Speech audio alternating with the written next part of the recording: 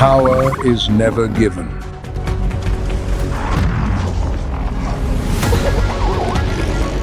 It must be taken. Blood alone decides who stands at the summit.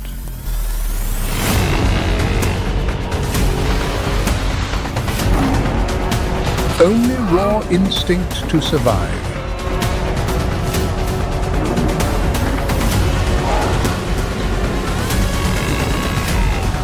Run flat out or be torn apart.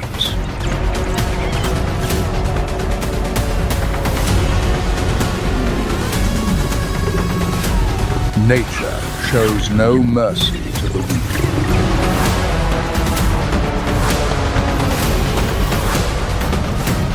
And nature never forgives the weak.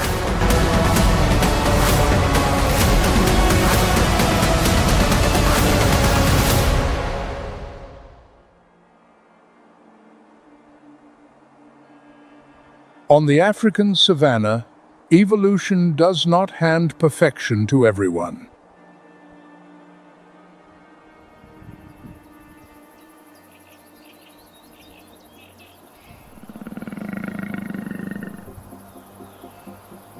Instead, each predator is granted a single weapon, honed across millions of years to the edge of the absolute.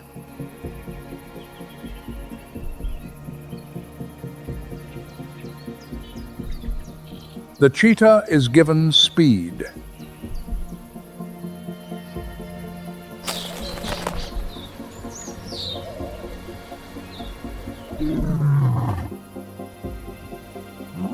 The lion holds raw power.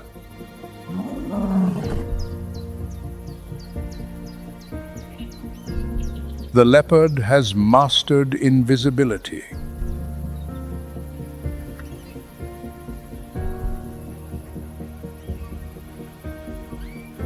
And the crocodile, oldest of them all, rules through a patience that knows no end.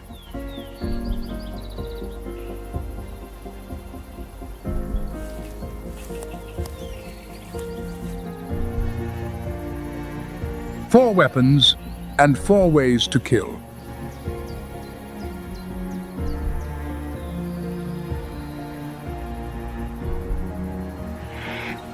Yet the prey is offered no such privilege of choice.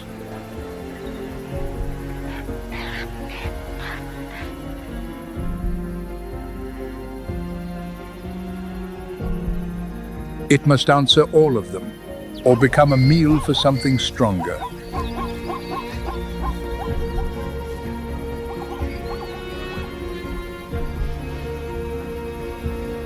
Speed is only the beginning.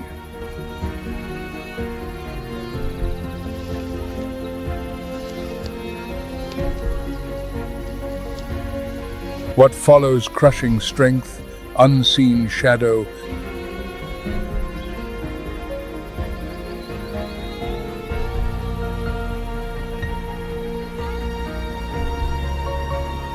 and cold, unhurried waiting is what truly decides who will live to see the next dawn.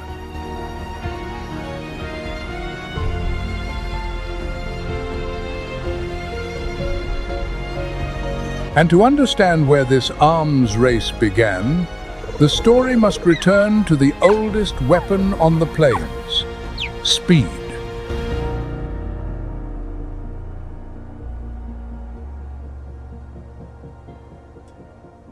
Dawn spills gold across the Serengeti.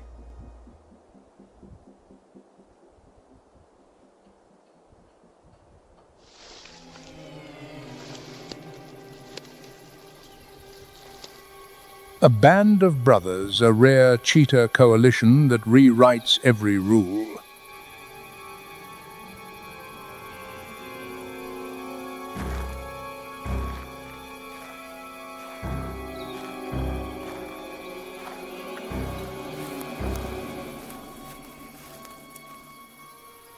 Their target, an ostrich, taller than they are and twice their weight.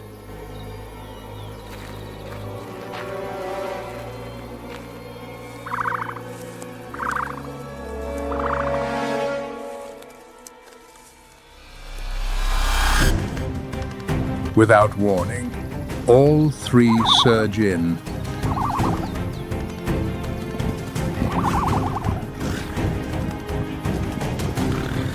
Their combined weight drags the great bird down.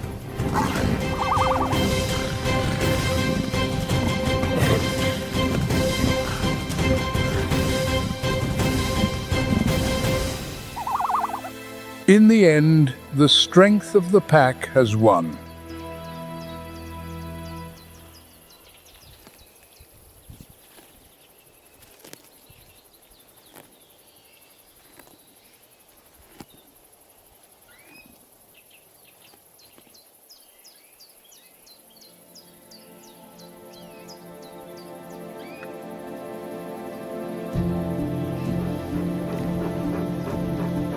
The cheetah is a creature built for one purpose alone: to outrun everything that lives.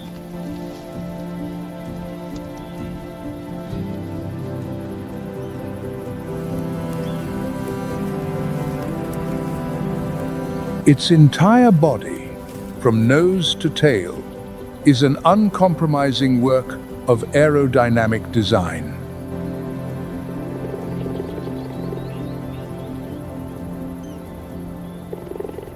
Unlike any other big cat, the males often live in coalitions.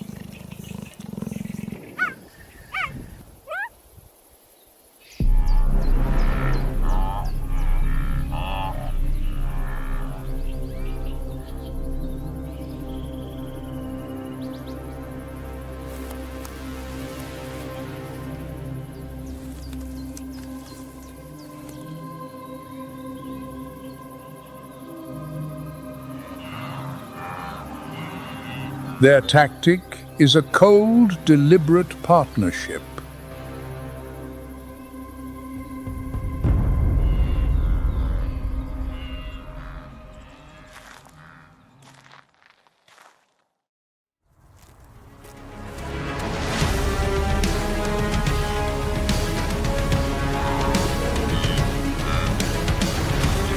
One drives the prey straight ahead, while the other cuts across the flank, herding the victim onto a chosen path.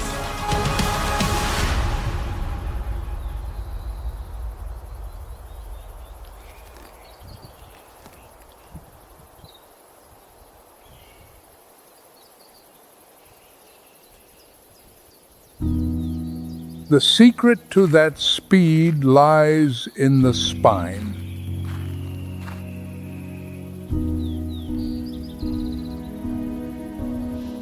It flexes and extends like an enormous spring, stretching each stride to 20 feet.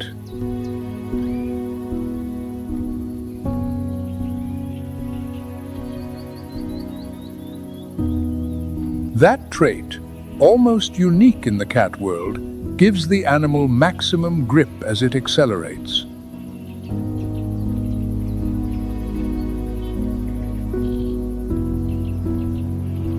The tail, nearly as long as the body, serves as a living rudder.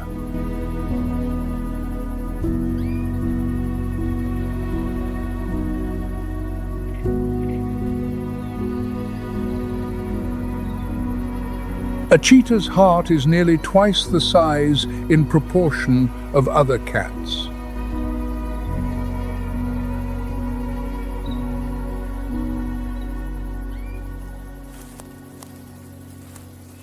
It pumps a flood of oxygen to screaming muscles as the chest swells wide and the nostrils flare open.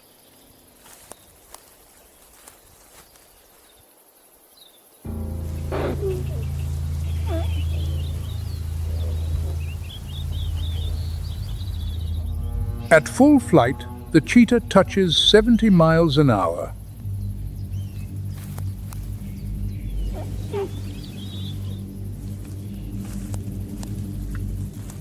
At that velocity, the whole world around it blurs into passing streaks of color.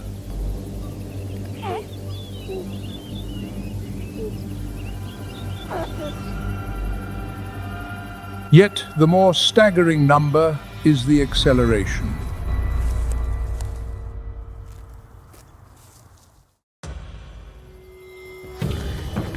From a standstill to 60 miles an hour in just 3 seconds quicker than most supercars.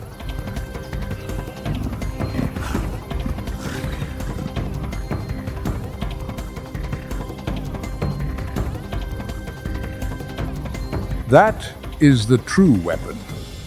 An instant burst that tears the distance apart before the prey can even react.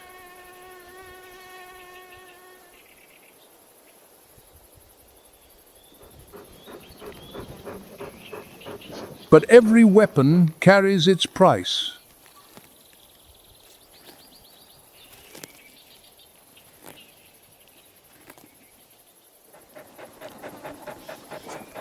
A cheetah's body builds heat so fast that after only 20 to 30 seconds, its core temperature reaches a dangerous edge.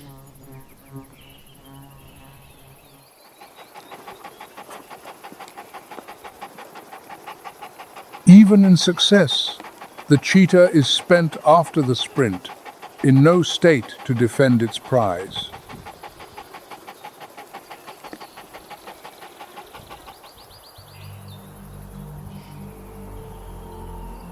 For every 10 kills it makes, roughly one is scented on the wind by a lion, a hyena, or a leopard who stroll in to claim it.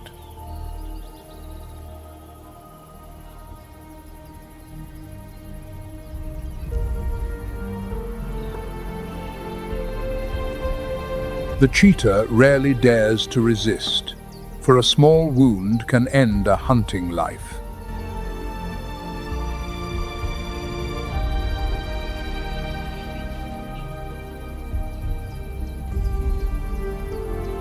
And yet, in spite of everything, its success rate remains among the highest of all the big cats.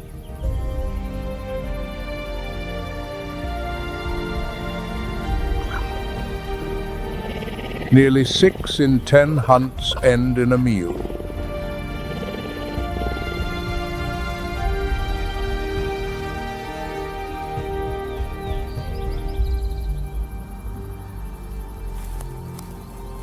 An adult male weighs between 120 and 160 pounds, the sprint champion, but not the strongest.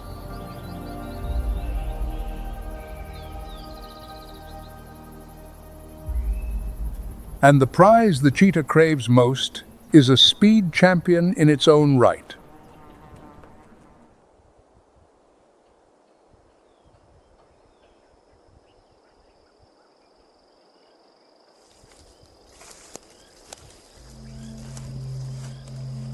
The ostrich, the largest living bird, has taken an evolutionary path, turned upside down.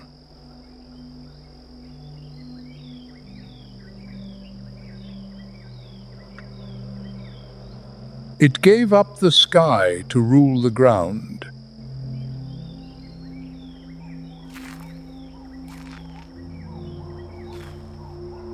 Over millions of years, its ancestors traded wings for flight in favor of legs for flight of another kind.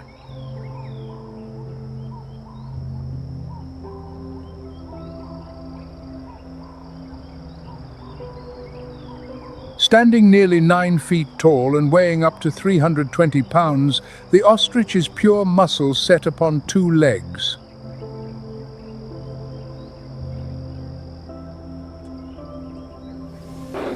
It cannot fly, but it has no need.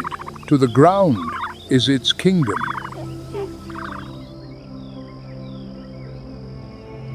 An ostrich eye is the largest of any land animal, nearly 2 inches across.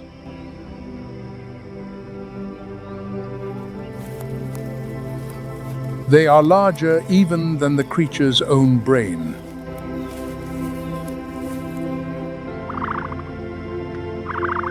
From a great distance, no movement escapes that gaze.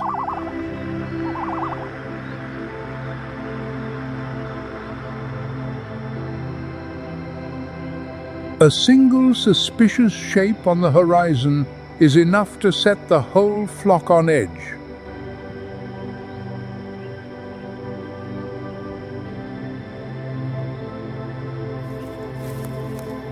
Sharp sight paired with towering height makes the ostrich the watchtower of the plains.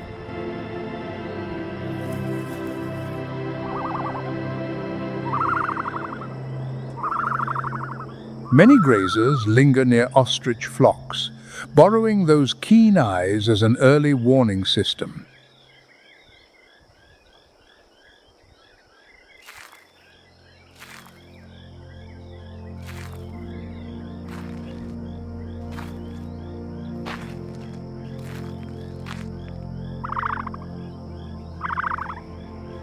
When the breeding season comes, the male guards his nest with absolute ferocity.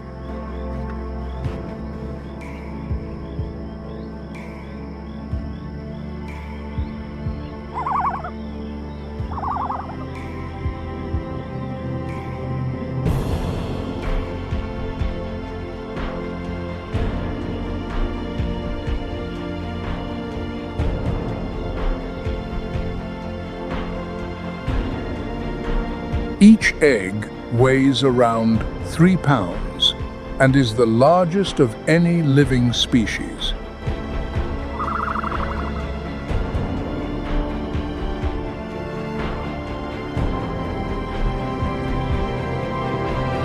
Long-legged, sharp-eyed, and lethal of kick, the ostrich is a moving fortress that makes the fastest hunter pay for every mistake.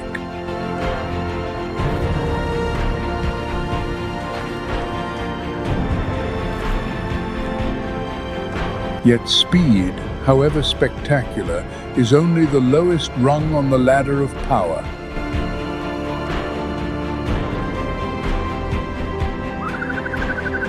For out there are forces that have no need to run at all.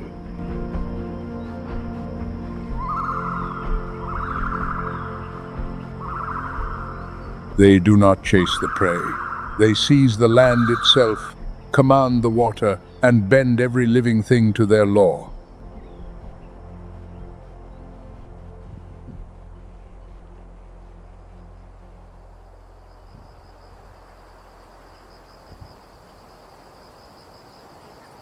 The lion is the very embodiment of power on the African savanna.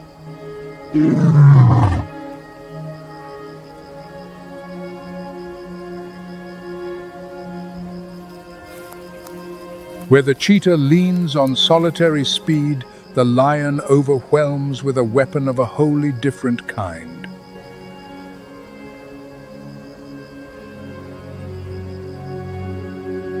It is the strength of the collective and the fear it inspires.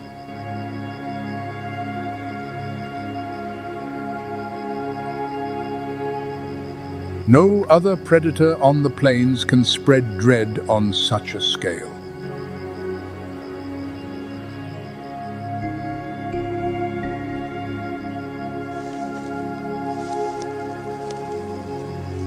An adult male weighs up to 420 pounds, and his heavy mane is not mere display.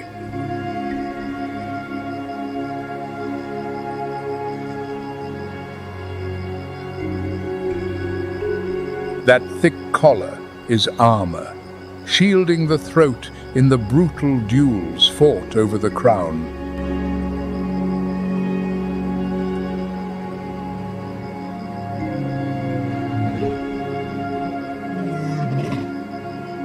His roar carries as far as 5 miles, reaching nearly 114 decibels, enough to drown out thunder.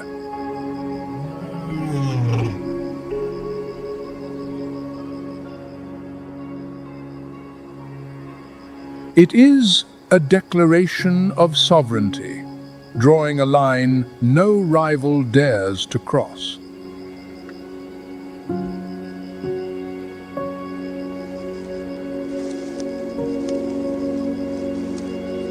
Paradoxically, the one who wears the face of power seldom hunts for himself.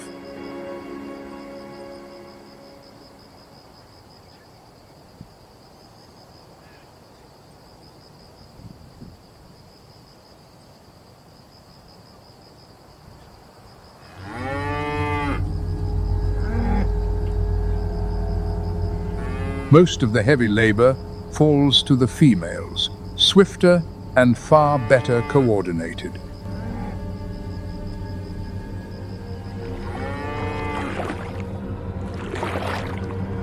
The lionesses carry out the greater share of the pride's hunts.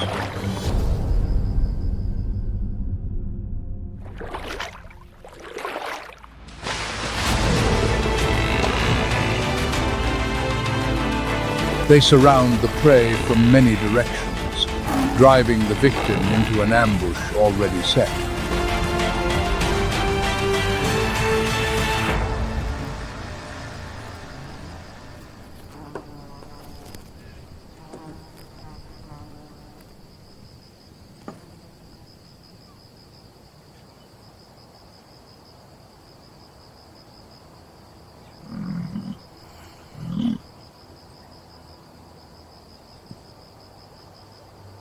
Meanwhile, the males pour their strength into defending the territory and the cubs from rival prides.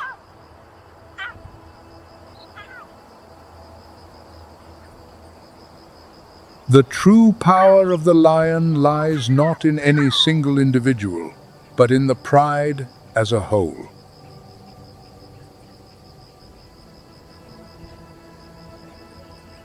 A pride may number 15 members or more, and that unity makes them a force nothing can match.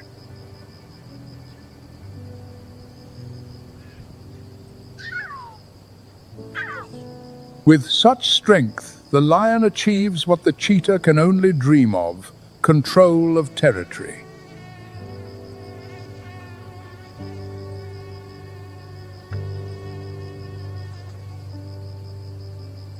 And whoever controls territory controls the most precious resource on the plains: water.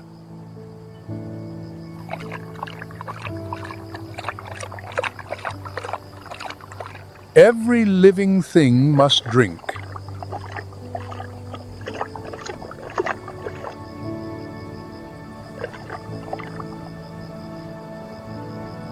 By holding the water holes and the migration corridors, a pride indirectly holds power of life and death over dozens of other species.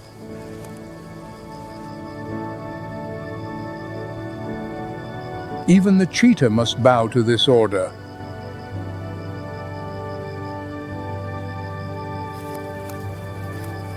Where territories overlap, the swift one is forced to yield, and often loses its kill to the pride.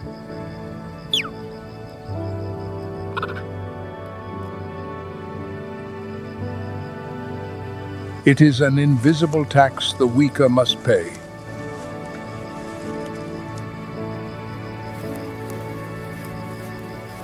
The cheetah brings down its prey with speed, but should the lions appear, it can only slip quietly away.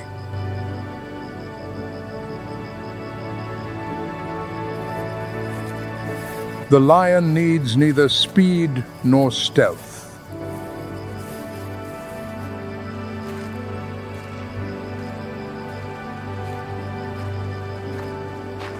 It needs only to be present, and the whole savanna adjusts itself to that presence.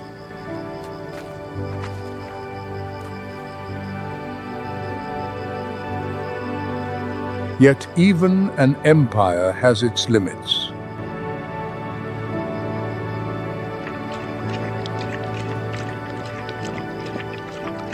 The strength of a pride is built on numbers, and it works best against prey that flees.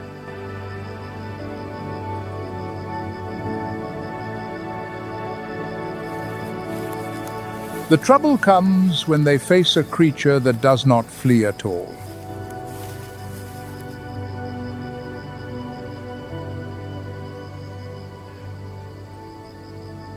A mass of flesh, many times heavier, sheathed in a hide that a lion's claws cannot pierce.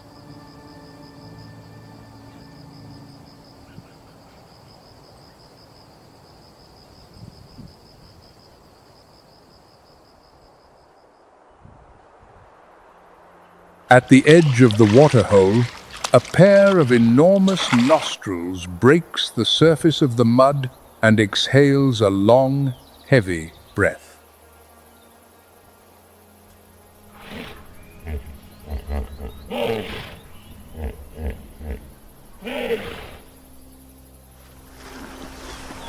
The ruler of the water has just awakened.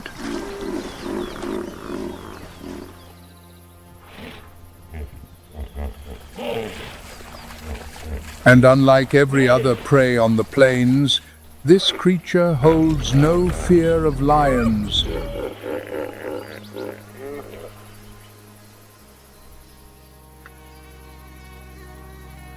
In truth, it is the lions who should be wary.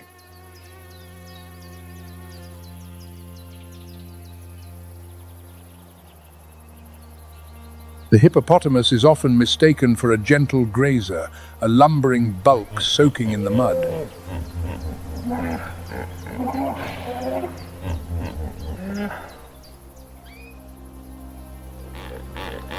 Nothing could be further from the truth.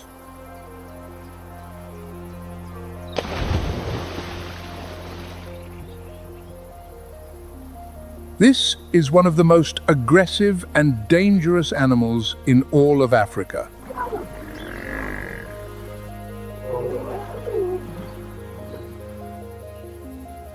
That aggression is not for the hunt, but for the defense of its territory and its young.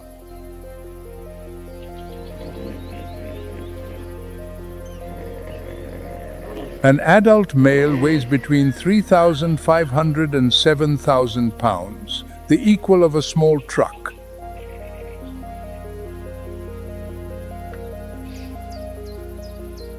Beneath that seemingly clumsy fat lies muscle that can explode in an instant.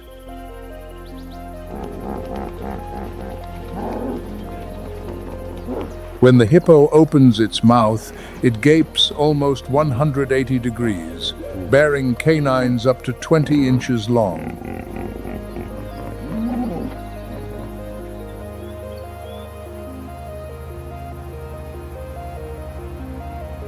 Its hide, up to 2 inches thick, turns the whole body into living armor.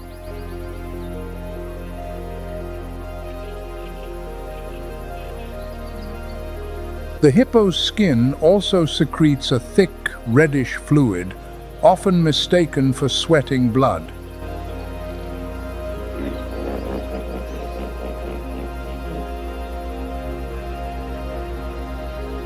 In truth, it is a natural sunscreen and antiseptic in one, protecting the bare skin beneath a punishing sun.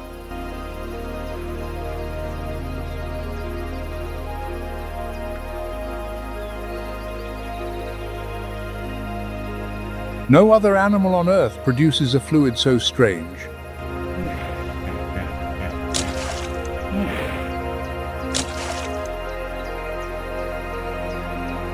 Many assume that such a massive body makes the hippo slow, but that is a fatal mistake.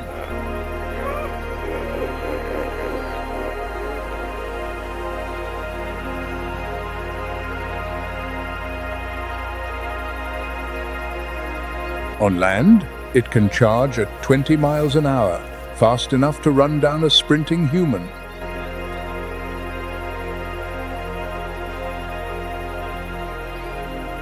It is that combination of mass, sudden speed, and volatile temper that makes the hippo the deadliest of Africa's great beasts to humankind.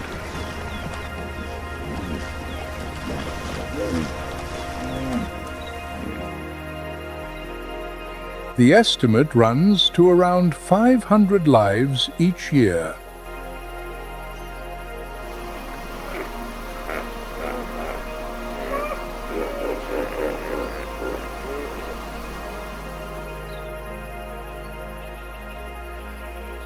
The dominant male commands a stretch of river, ready to attack anything that trespasses a boat, a crocodile, or a reckless lion.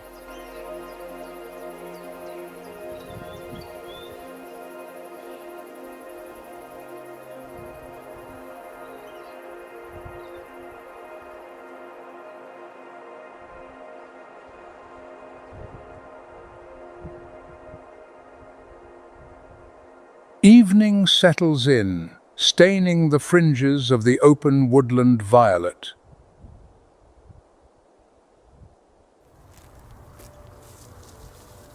And from the shadow of the trees, another creature steps warily into view.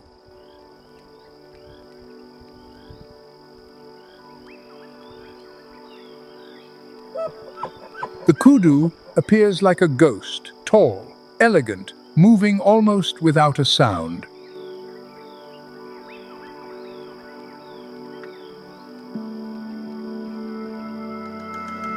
This is one of the most stately and wary antelopes in all of Africa.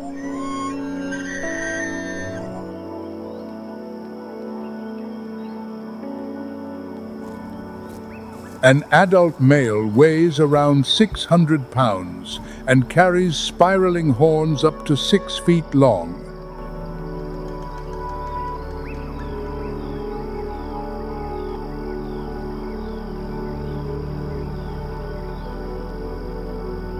Those horns coil in 2.5 perfect turns, at once a weapon and a badge of rank.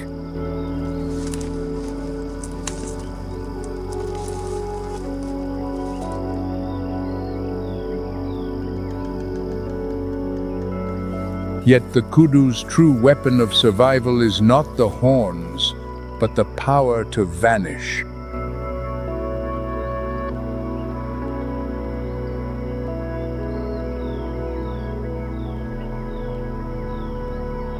Along its grey-brown coat run thin white stripes, anywhere from 4 to 12, depending on the animal.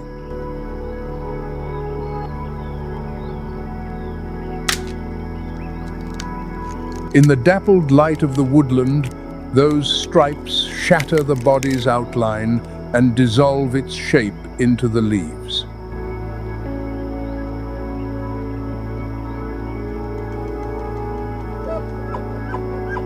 Scientists call this disruptive camouflage.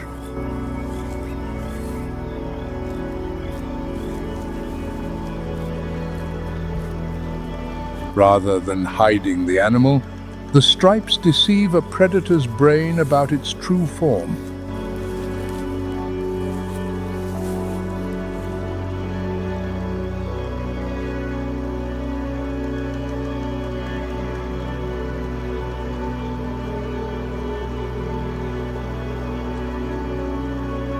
Sensing danger, it freezes absolutely, letting a predator's gaze slide past without recognition.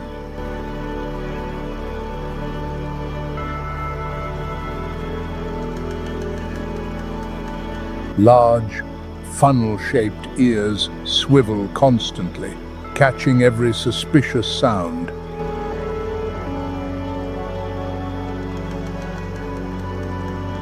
Keen hearing and smell make up for the moments when leaves steal its sight.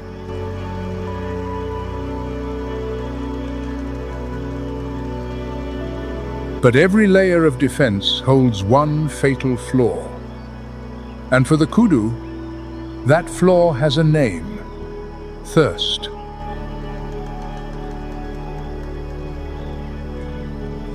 To reach the water hole, the kudu must abandon the cloak of the woodland and step into the open.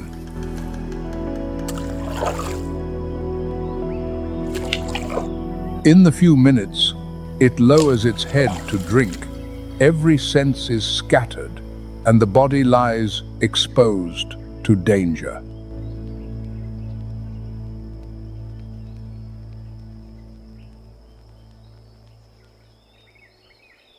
This is the gamble every grazer must place, day after day.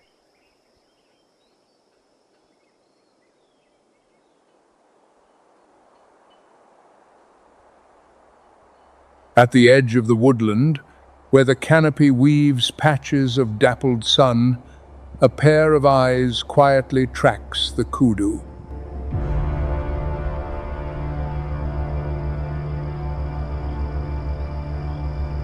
Not a muscle moves, and not a sound escapes.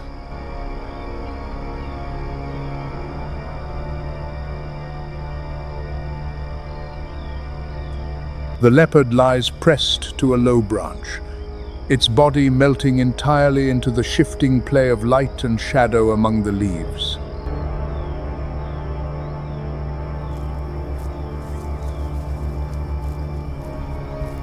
It has watched the kudu for half an hour, weighing every step, every breath.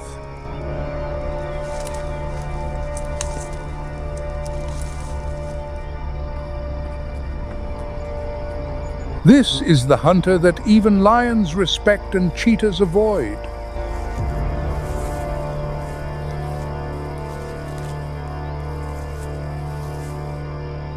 It is the master of camouflage, the most perfect assassin the plains have ever produced.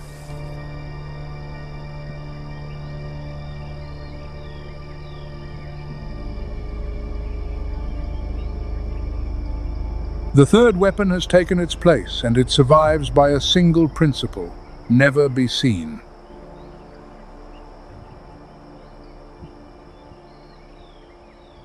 As the noonday sun pours down on the African savanna, most rivals have found shade to rest.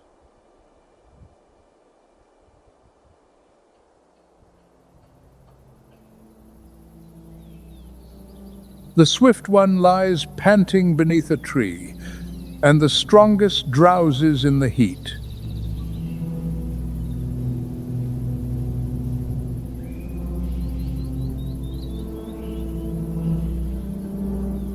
Now is the hour of the silent hunters, when the most dangerous weapon quietly wakes in the full light of day.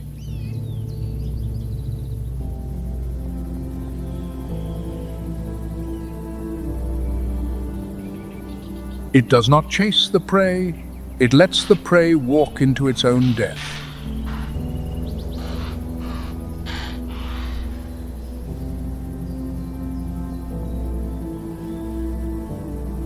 The leopard is the embodiment of the third weapon on the plains: invisibility.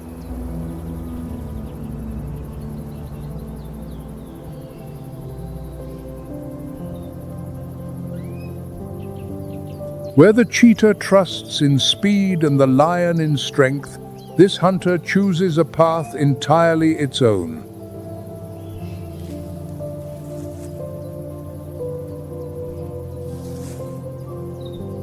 It is neither the fastest nor the strongest, but the finest at hiding.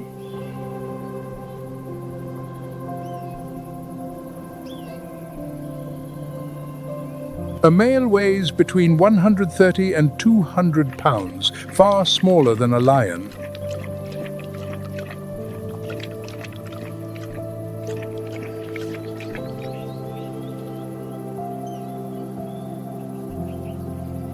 Yet it can haul prey twice its own weight clear up into the branches.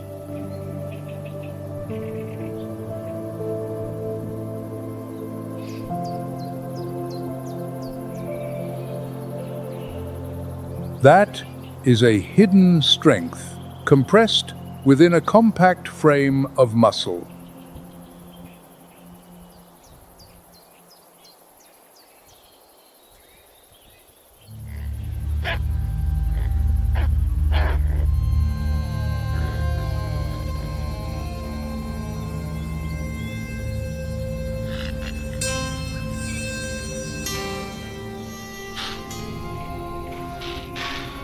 The leopard's hunting success runs at only about 38%.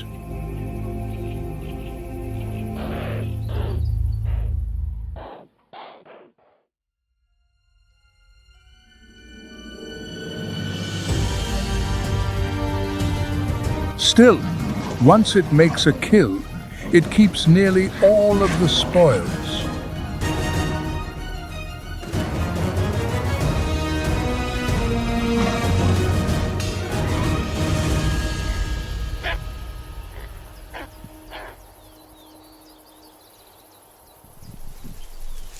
By dragging the prey up a tree, it places the meal beyond the reach of lions and hyenas.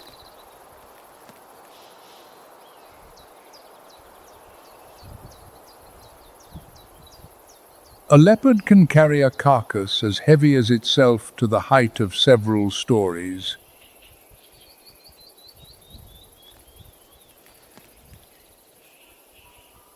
The power of its jaws and neck, pound for pound, surpasses even that of a lion.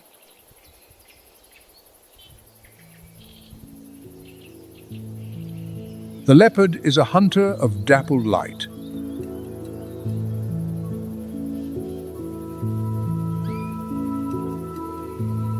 Its rosette-spotted coat is not for beauty, but a flawless cloak of invisibility among the sunbeams filtering through the leaves.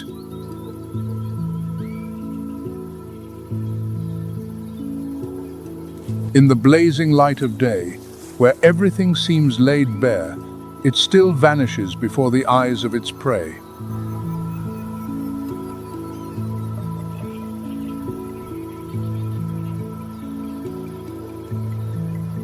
Light, which should be the enemy of an ambush hunter, becomes its most loyal ally as it slants through the canopy.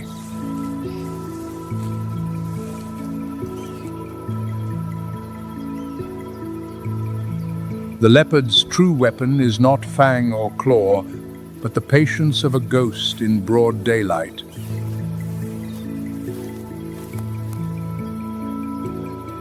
To avoid a direct clash with the larger rival, it is forced to hunt in the quietest hours, when the heat drives every enemy into an afternoon sleep.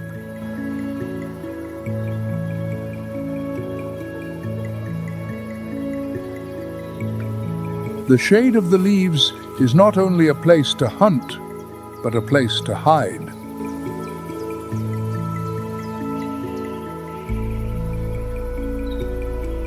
It is precisely this gift for adaptation that has made the leopard the most successful of the big cats.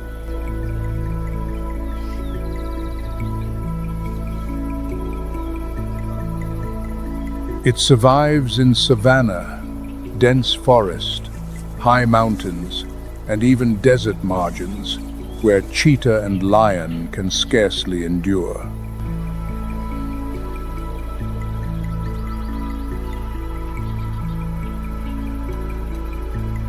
If the three big cats were machines, the cheetah would be a purebred racing car.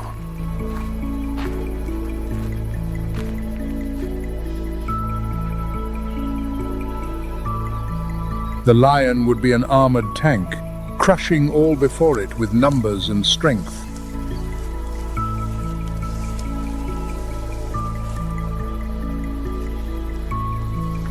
And the leopard would be the assassin in the shadows, not the fastest, not the strongest, but the finest survivor of all.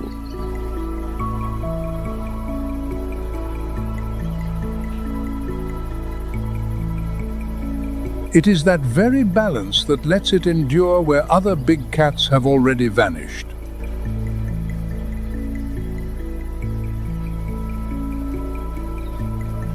Yet even the master of camouflage has one adversary it never dares to take lightly.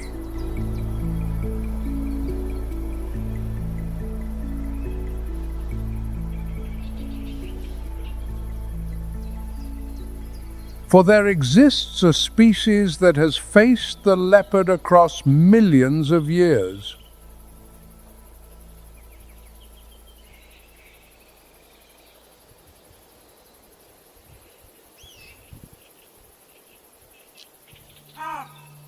It is the baboon, a sworn enemy of the leopard kind.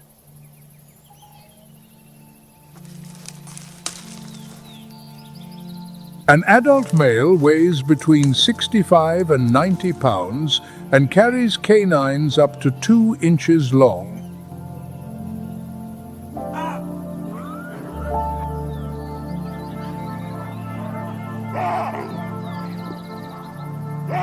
Those fangs are longer and sharper than the teeth of many big cats.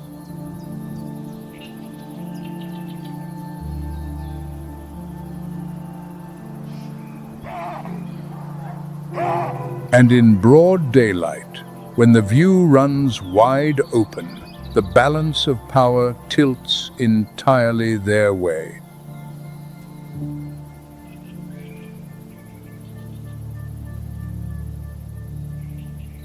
Baboons live in large troops, from 50 to more than 100 strong.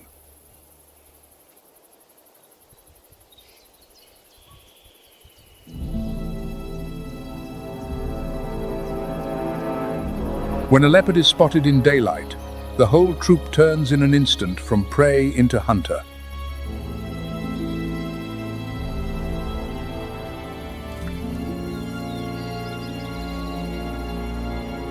Alarm calls spread like wildfire, and within seconds the entire troop converges on one point.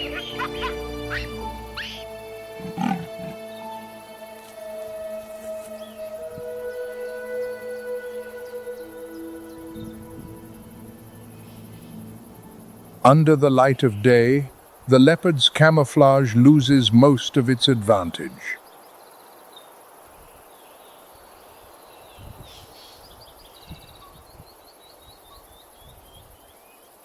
But the leopard is cunning. It learns the troop's daily route, waiting for the moment they scatter to feed, so it can isolate the weakest.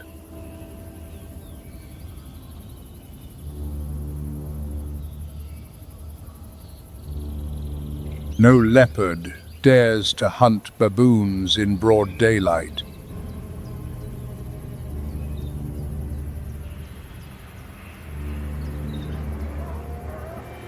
The troop has no idea the danger is near.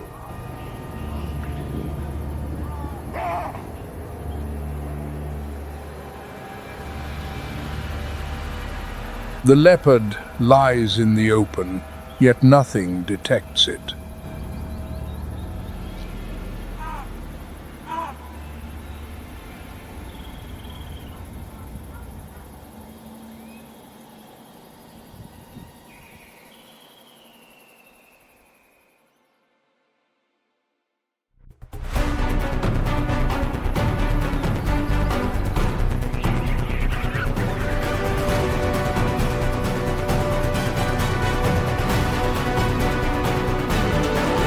A small victory, but one full of meaning.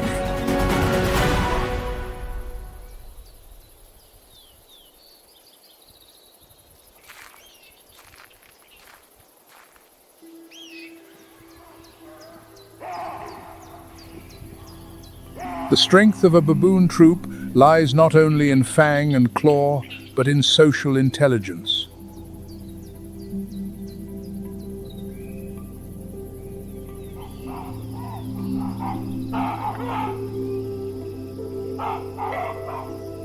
The dominant male rules not by muscle alone, but through shrewd alliances.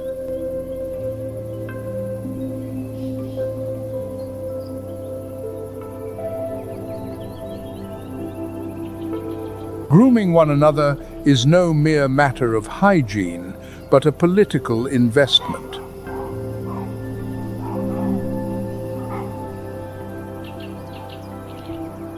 Each session builds trust, cements allies, and shapes the hierarchy of the troop.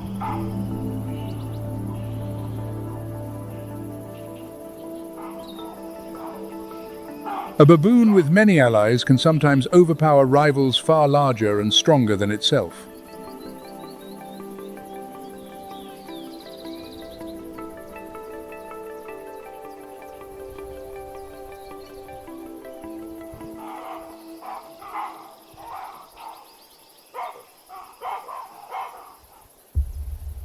The African savanna is not a battlefield of chaos, but a machine tuned with exquisite precision.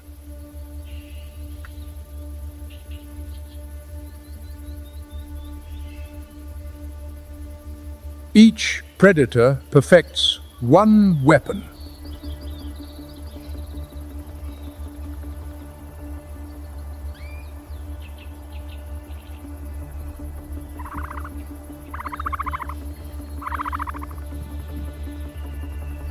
And each prey evolves a shield in answer.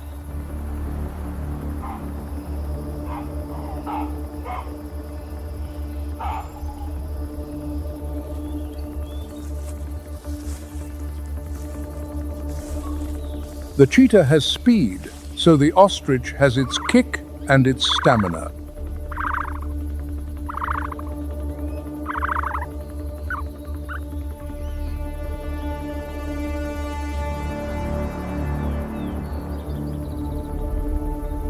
The lion has numbers, so the hippo has its armor and its stubborn will.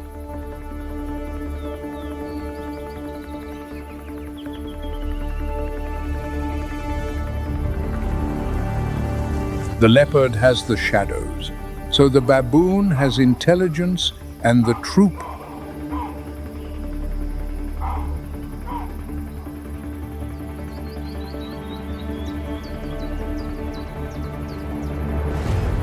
No weapon is supreme, and no shield is absolute.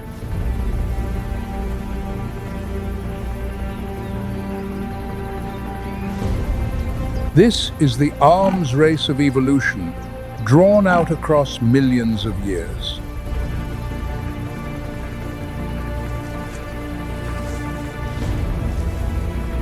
Every advance by the hunter drives an advance by the hunted, and the reverse.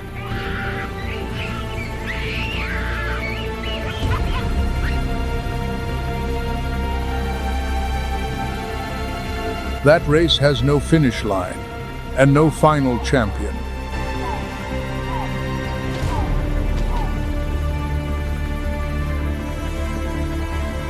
It simply goes on, generation after generation, beneath the same sun.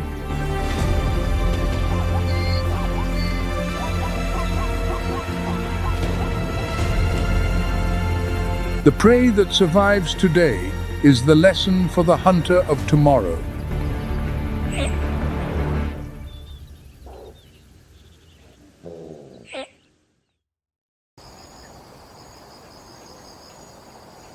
Sunlight hammers the Kanga waterhole, pouring liquid fire across the savanna.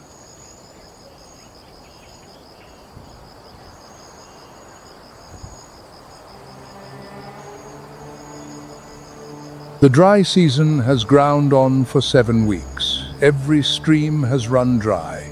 Every marsh is nothing but cracked mud. All life on the plains now converges on a single point.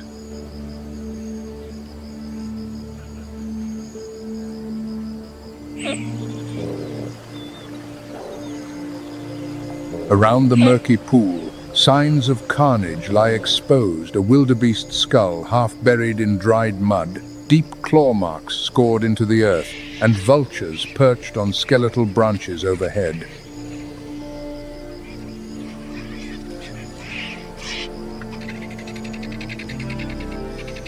Something reigns here, turning the last source of water into a death trap. Not with the largest fangs, not with the loudest roar.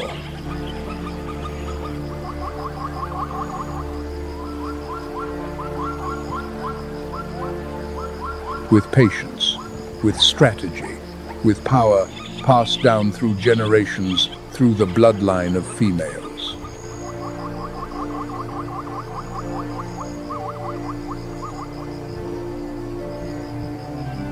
And then, the true rulers of the waterhole emerge.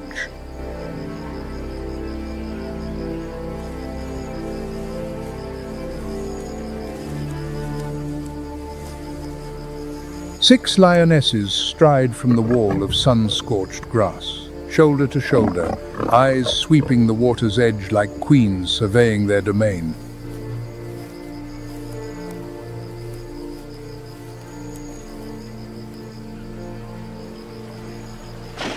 The drinking herds scatter to one side.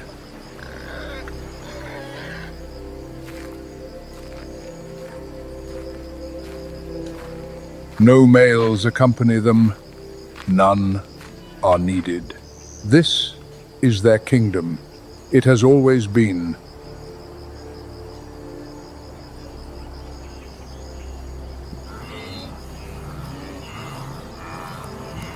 Welcome to Nature's Moments, where we explore the grandest secrets of the natural world.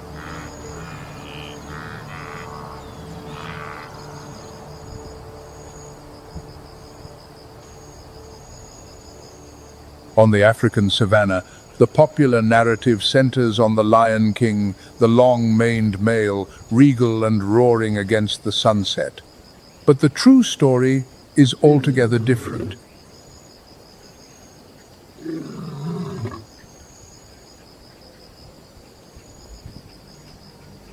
Real power on the savanna does not roar.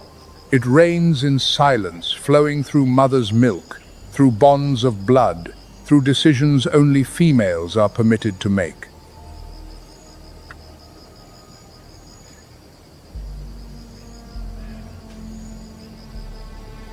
Who truly holds dominion on these plains, and what is the biological price of that power?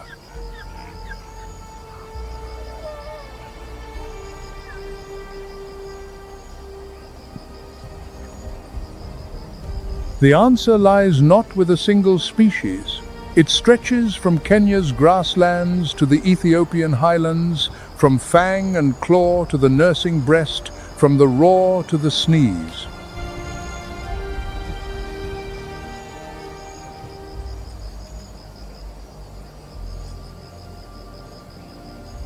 The journey begins here at the dry season waterhole, where the first queens stand guard.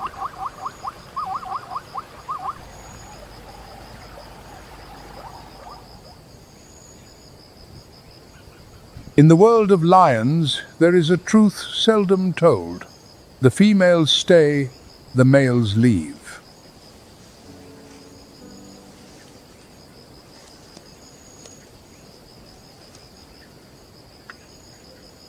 A lion pride is built upon the backbone of its females.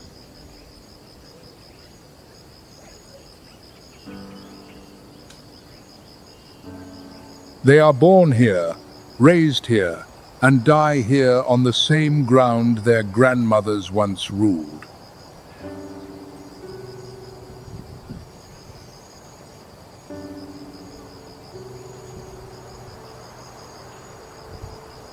Males face a different fate. They are expelled from the pride between 26 and 35 months of age. The mane begins to sprout, and the pride has no room left for them.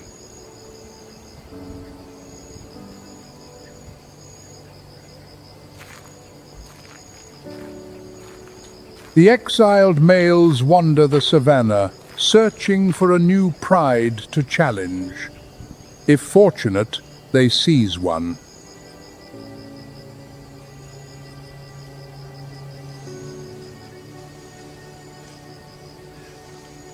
If not, they drift alone, and on the savanna, isolation is a death sentence.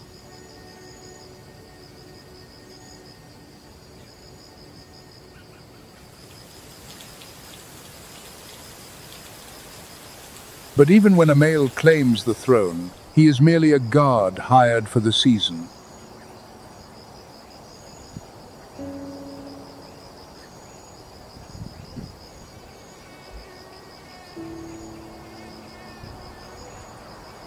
His average reign is pitifully short. A younger, more aggressive rival will come, and when he does, the old male is driven out or killed.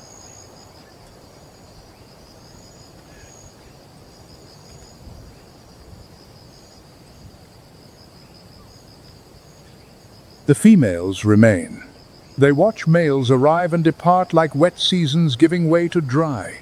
The female bloodline is the only constant across every reign.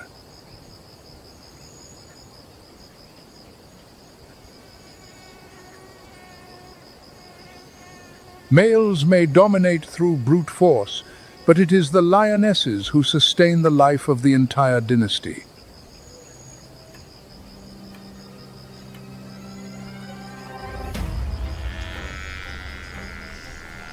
To bring down a Cape buffalo weighing nearly a ton, they rely not on raw power alone, but on precise coordination.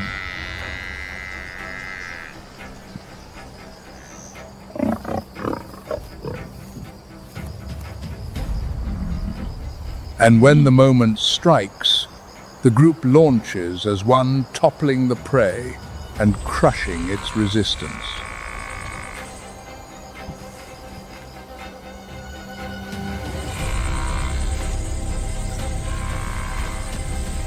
When the buffalo falls, the male saunters over to claim the first mouthful. But the law of the grassland is clear.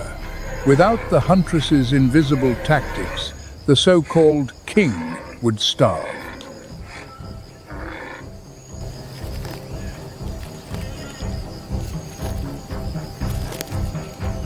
Beyond territory and food, the females control something far more vital, the survival of the bloodline itself, the right to mate.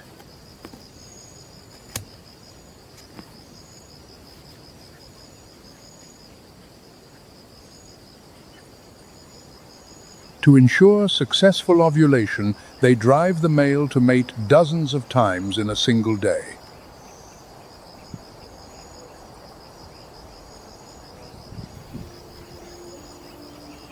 The female decides when it begins, when it ends, and will not hesitate to claw the male until every ounce of his stamina is spent.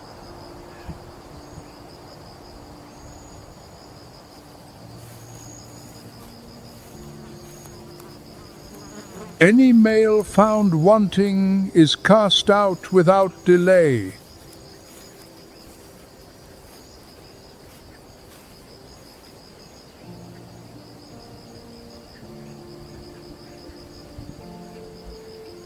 This is not blind instinct.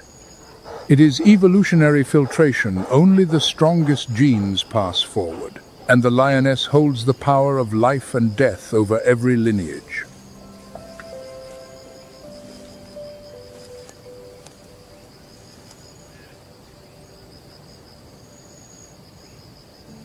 And when the cubs arrive, a singular system springs to life, the communal nursery.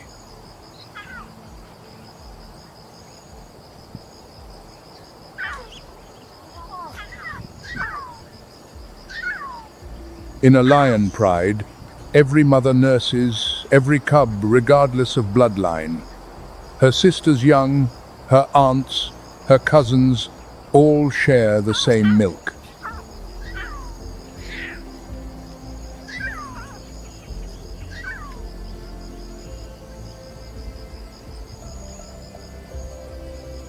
This creche ensures that if a mother is killed during a hunt, her cubs survive on milk from the aunts within the pride. No cub is abandoned. The bloodline never breaks.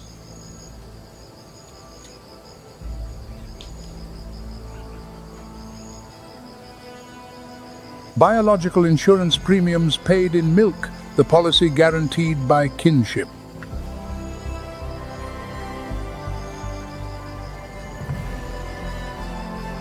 Researchers have witnessed it firsthand. When lionesses collectively shun a male refusing to mate, to hunt alongside him, to share the kill, he has no choice but to leave. No fight, no bloodshed.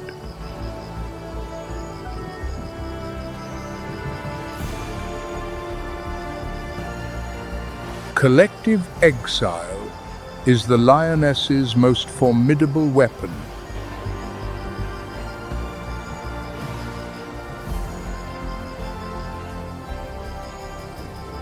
But lions are not the only species where females command the savanna.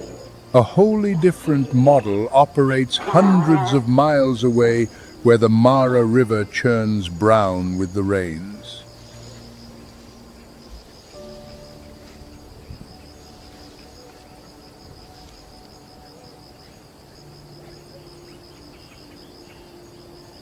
The Mara River in the wet season is no mere waterway.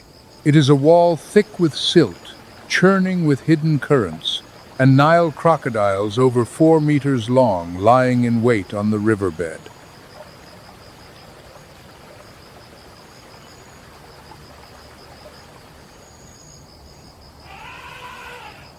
And every year, thousands of elephants must cross it.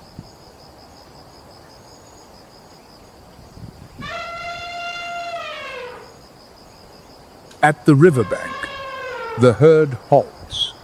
20, 30 individuals line up in silence along the water's edge.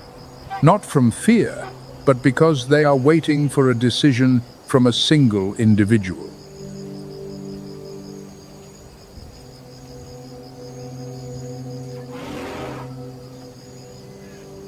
The matriarch.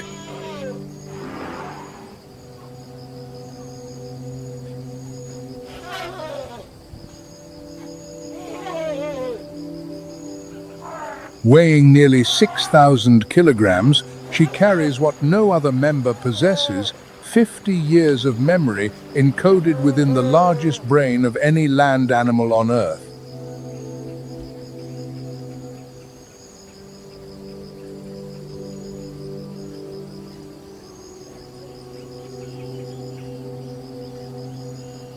An elephant's brain weighs 5 kilograms, the heaviest of any terrestrial creature to have walked this planet.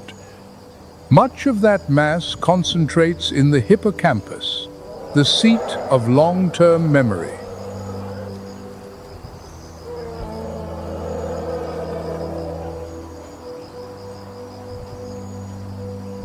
The matriarch remembers everything: where clean water flows in August, which path runs safely through the acacia woodland in winter, which year the river surged without warning.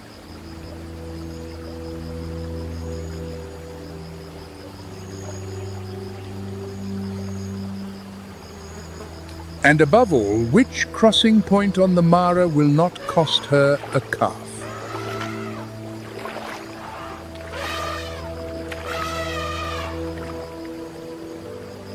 No maps, no GPS, only memory. 50 years of knowledge transmitted through behavior, through scent, through footsteps, retraced along the same worn paths.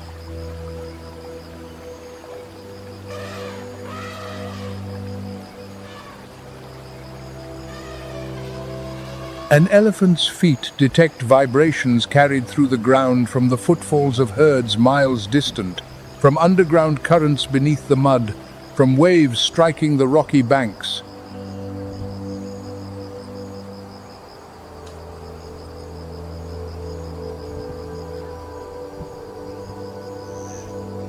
The matriarch tests the bank with one cautious foot: the depth, the firmness, the angle of slope, all processed in a heartbeat by that 5-kilogram brain.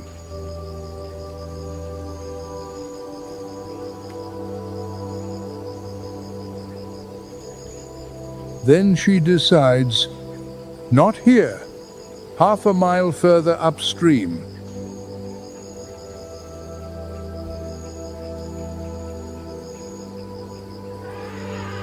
The entire herd follows. No one protests, no one hesitates.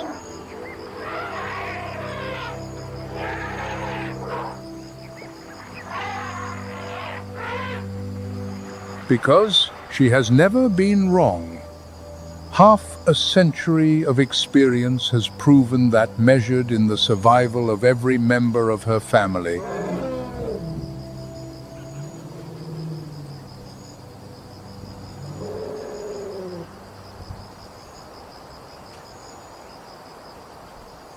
there exists a species on the Savanna where the female is not merely larger than the male, she is larger, fiercer, and harbors within her body an anatomical secret no other mammal on Earth possesses.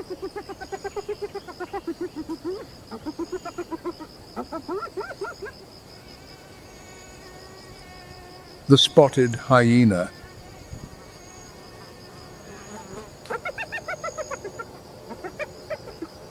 In most mammals, males carry higher testosterone than females. In the spotted hyena, that rule is utterly reversed.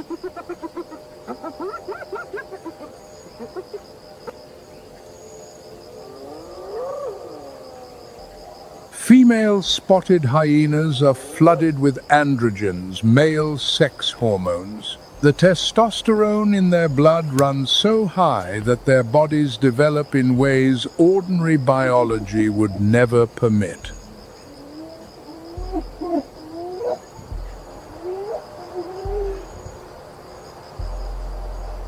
The result: a structure unique in all of mammalian anatomy, a pseudopenis, an elongated clitoris forming a fully developed phallic organ.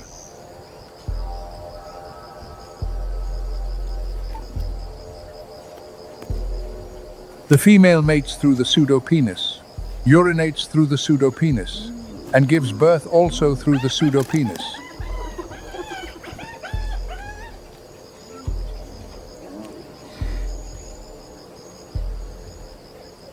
The birth canal measures just 2.5 centimeters wide. A newborn averaging 1.5 kilograms must squeeze through that channel to enter the world.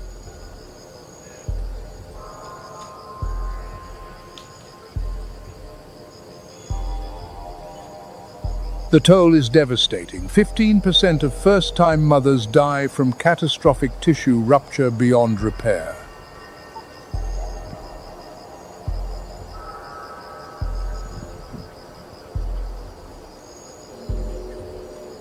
"60% of firstborn cubs perish, suffocated inside that impossibly narrow passage before ever glimpsing sunlight."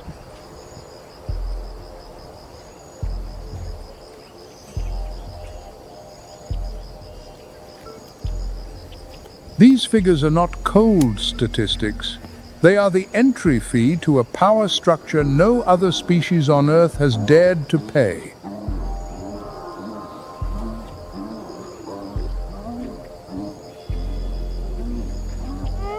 Every act of reproduction, in other words, is a deliberate choice made by the female. Every gene entering the next generation passes only with her consent.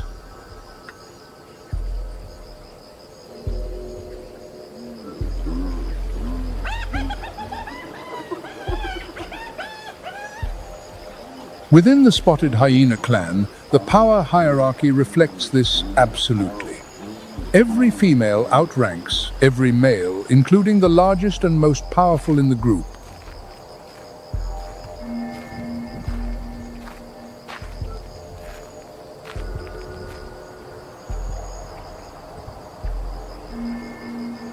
Males must defer even to female cubs. A full-grown male bows before a female barely 6 months old, not from weakness, but because rank here is inscribed in hormones, and hormones decree females reign supreme.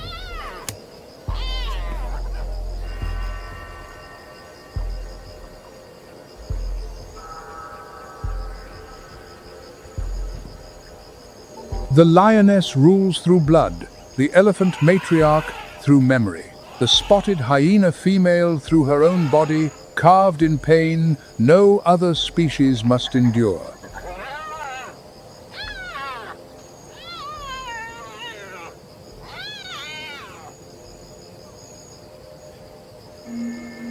But if the female hyena commands through the strength of the clan, another species claims dominion through something entirely opposite: absolute solitude.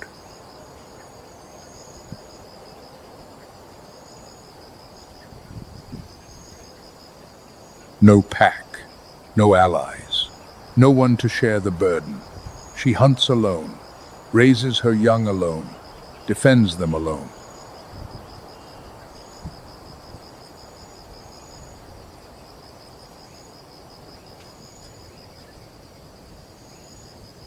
The mother leopard, the loneliest guardian on the savanna.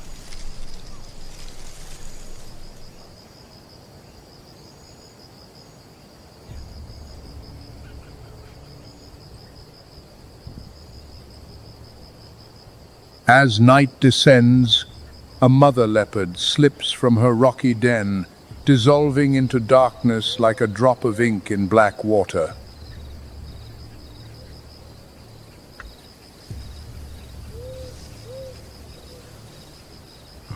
Tonight's quarry, an adult wildebeest prey that can weigh twice as much as the hunter herself.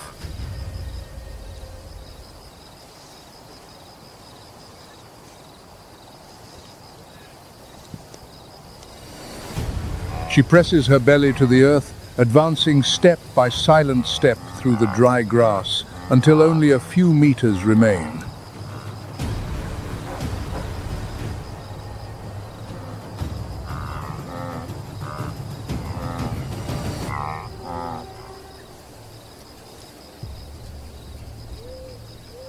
One explosive lunge and the wildebeest buckles to the ground.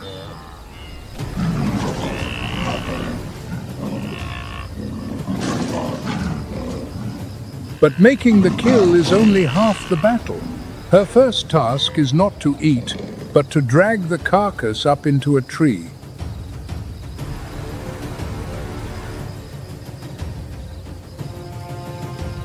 Only in the branches above is the prize safe from the lions and hyenas that prowl below.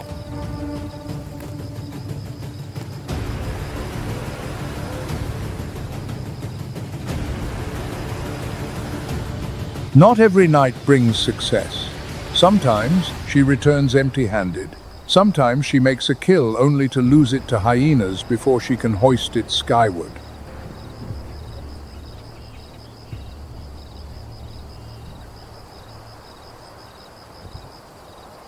Every failure means less food for the cubs waiting alone in the den.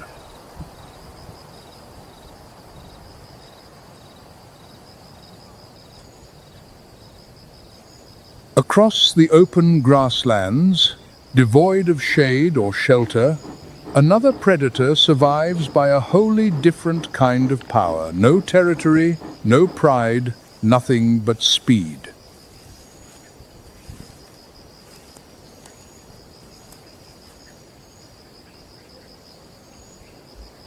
"110 kilometers per hour. From a standstill to maximum velocity in 3 seconds.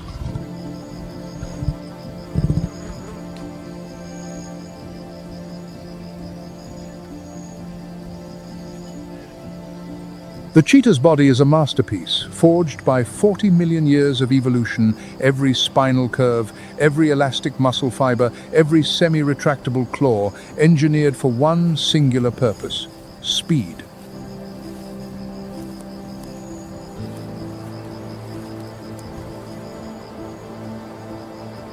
Yet speed is the currency of those who possess nothing else.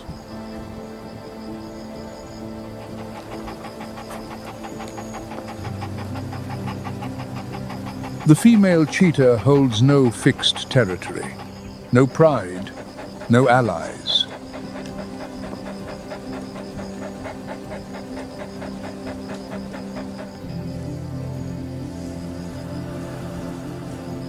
She wanders across vast landscapes, living as a nomad, never lingering long enough to call any place home.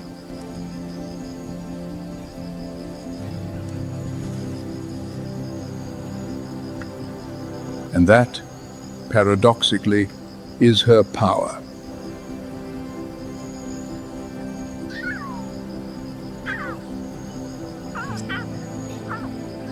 Unlike the lioness, bound for life to her pride, the female cheetah is Africa's only large carnivore capable of breeding year-round. Polyestrous, unbound by season, unswayed by weather or latitude.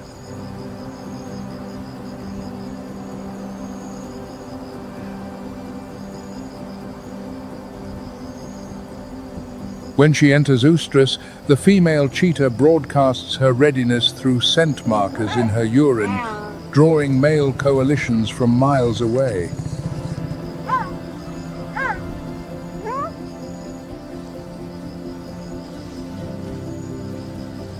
When it is over, the male departs. No lingering, no protection, no parental care.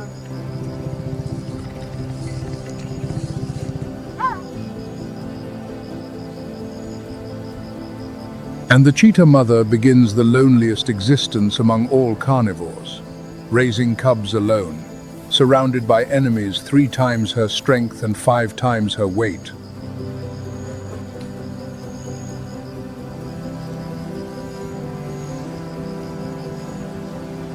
Lions steal her kills.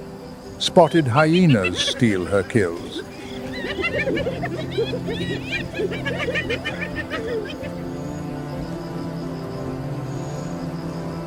On the savanna, speed does not always determine the outcome. A cheetah can outrun any prey, but she cannot defy the brutal arithmetic of numbers.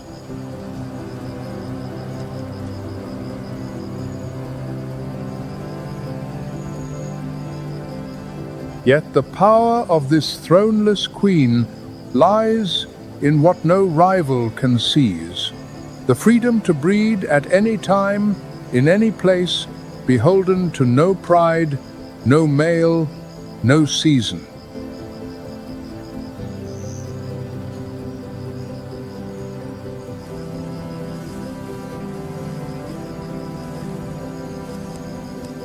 Absolute freedom paid for with absolute solitude.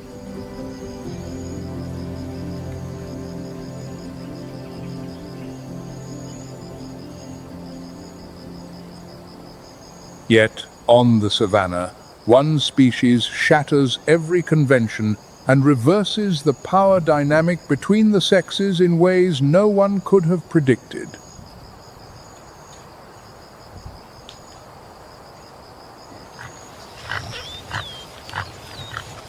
The topi.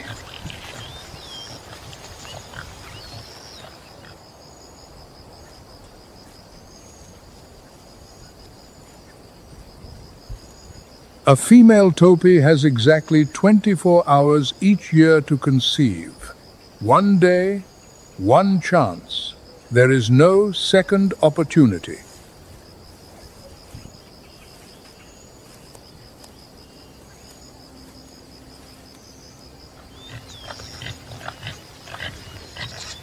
That biological pressure creates a spectacle Charles Darwin himself might have struggled to believe had he witnessed it on the grasslands of Kenya.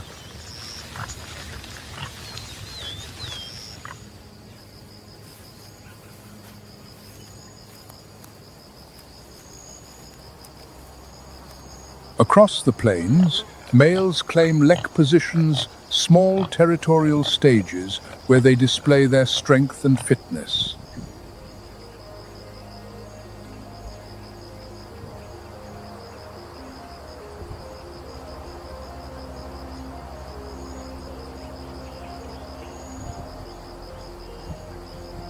But among topi, it is the females who compete. They clash heads, using horns and shoulders to shove rivals from the lek's center where the most coveted males stand.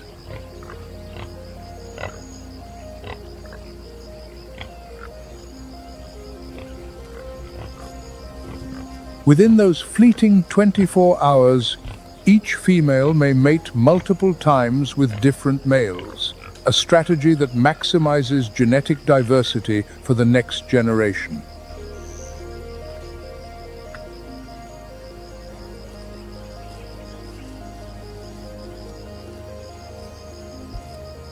The rivalry extends beyond the females. Males holding prime lek positions must fight constantly to defend their advantage.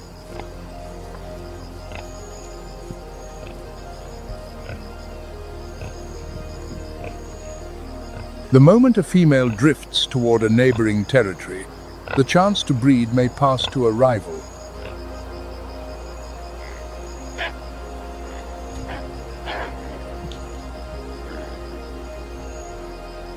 Research from the University of Liverpool documented a striking phenomenon. Some males sound false predator alarms when no danger exists whatsoever.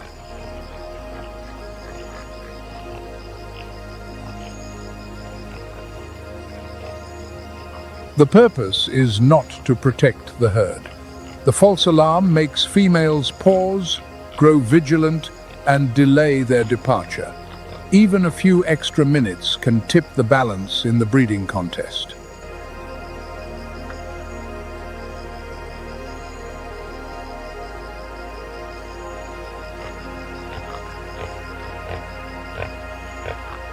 Among topi, the familiar rules are inverted. Females compete for access to the most desirable males, while males employ every tactic to hold their ground against surrounding challenges.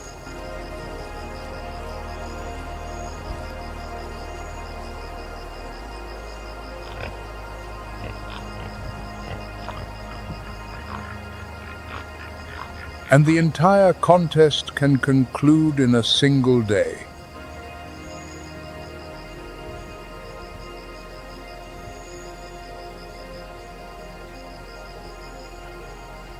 Which species do you believe truly holds the greatest power on the savannah? Let Nature's Moments know in the comments below.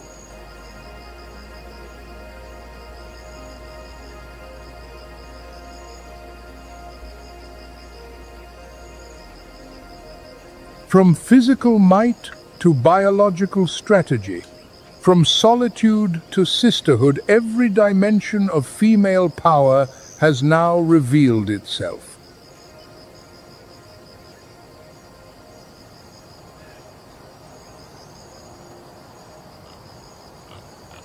But one dimension surpasses them all: political power.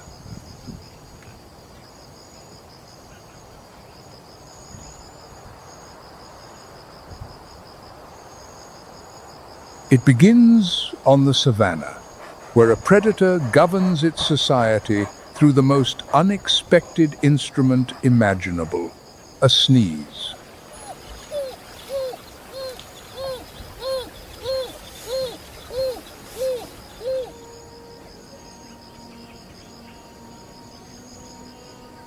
The African wild dog, the continent's most successful hunting carnivore, and a species where breeding rights are concentrated almost entirely in a single female.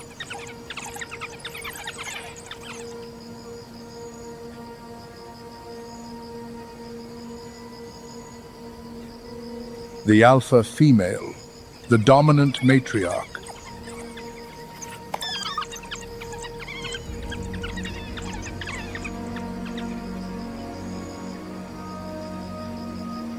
Her very presence suppresses the fertility of other females in the pack, transforming potential rivals into devoted allies.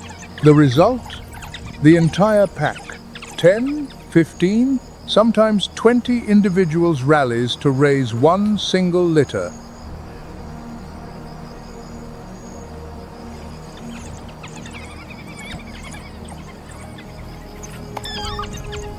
Before each hunt, the pack gathers in an exuberant ritual. They wag their tails, lick each other's muzzles, leap and bound, and fill the air with excited vocalizations.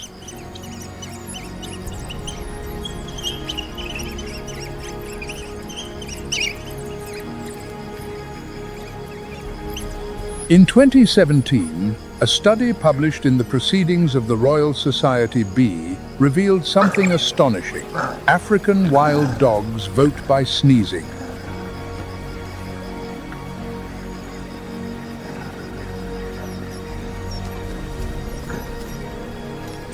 Each sneeze signals support for the hunt.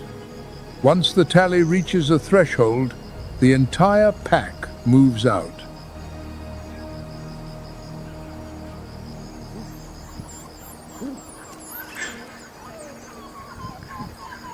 Not every vote carries equal weight, however. When a dominant individual initiates, only a few additional sneezes suffice. But if a subordinate proposes, the required count rises significantly.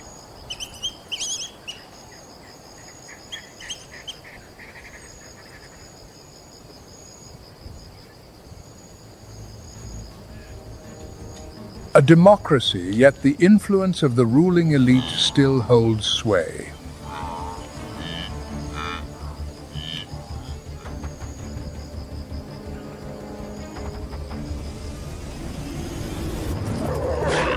Once the pack launches, nearly 80% of their hunts end in a kill.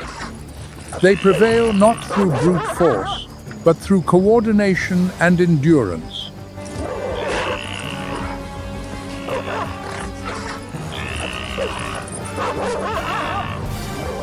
After feeding, the adults return to the den and regurgitate food for the pups and any pack members unable to join the chase.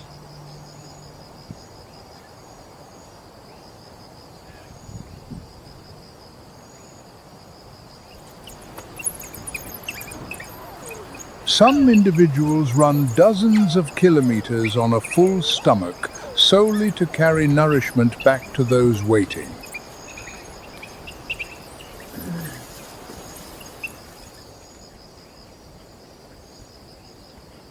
In the world of the African wild dog, the next generation always comes first.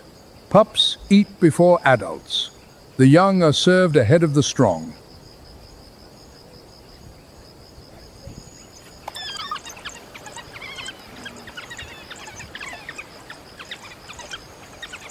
This is the secret behind the wild dog's success. Not the survival of the fittest individual, but the survival of the collective.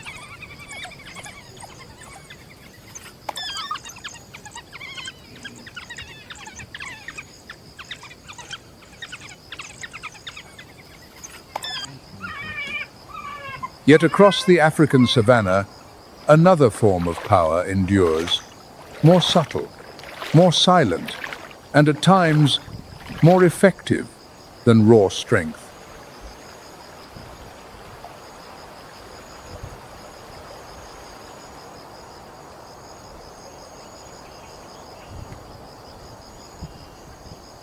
"3,000 meters above sea level, the Ethiopian highlands. Wind cuts through skin, mist crawls across cliff faces, and night temperatures can plunge toward freezing.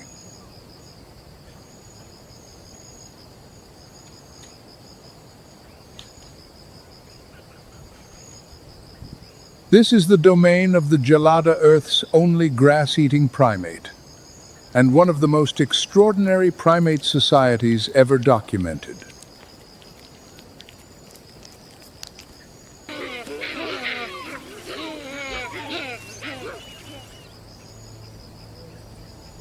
From a distance, a Gelada band appears to be ruled by the male. The leader is imposing long canines, a golden mane draped across his shoulders like a cape.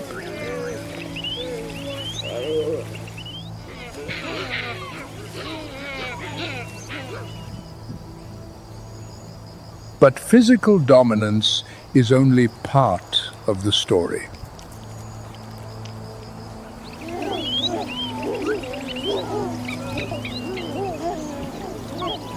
The true foundation of Gelada society rests with the females. They bond through maternal kinship, grandmothers, mothers, daughters, and granddaughters, forging alliances that endure a lifetime.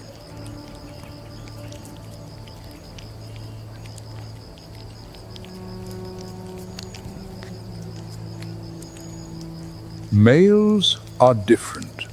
They arrive from outside and retain their position only as long as the females within the unit accept them.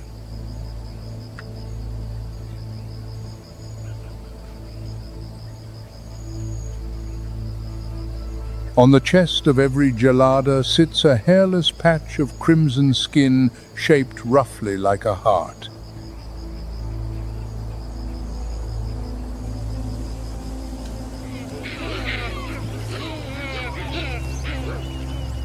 In males, the color of this chest patch reflects physiological condition and competitive standing.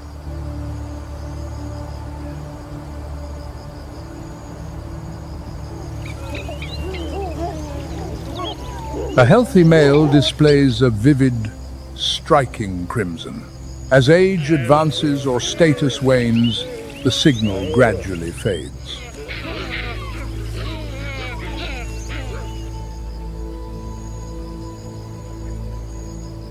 And the females notice.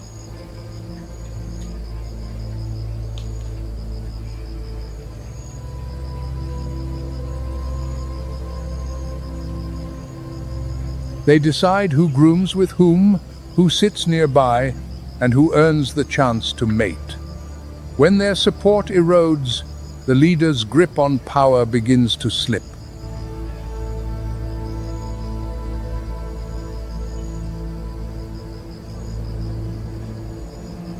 Then, one day, a challenger appears, younger, stronger, burning with ambition.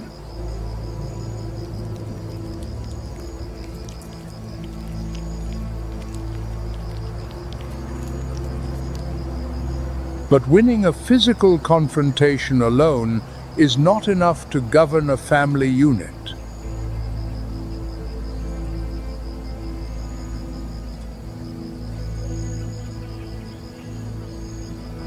The new male must still cultivate bonds with each female individually through social interactions that unfold over days or even weeks.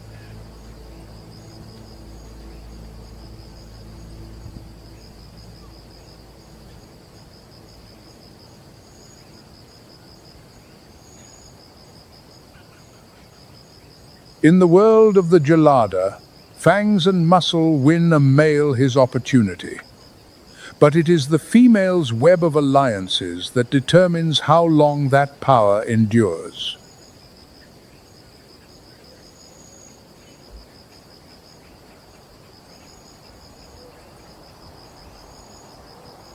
At the opposite extreme stands a species where female power demands not the ultimate sacrifice, but the ultimate trust.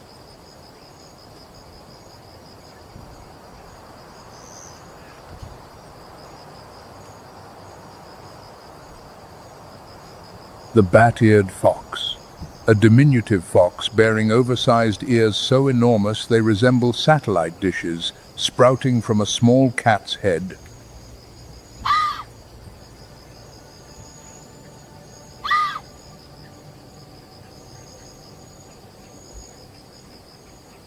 Those ears are a biological superweapon. They detect sounds. Most creatures cannot perceive dung beetle larvae gnawing roots underground, termites tunneling just centimeters beneath the surface.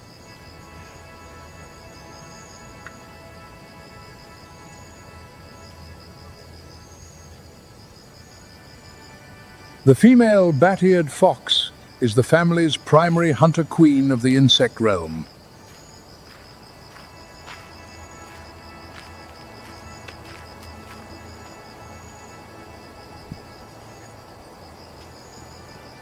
Armed with 46 to 50 teeth, more than nearly any terrestrial placental mammal, and a diet dominated by insects, they are the savanna's most efficient pest control operatives.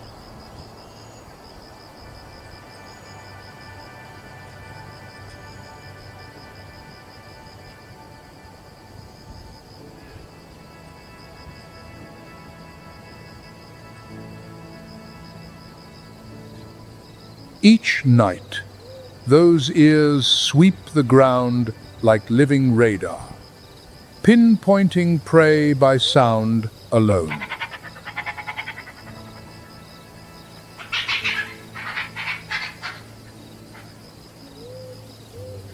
But after she gives birth, the most remarkable chapter begins.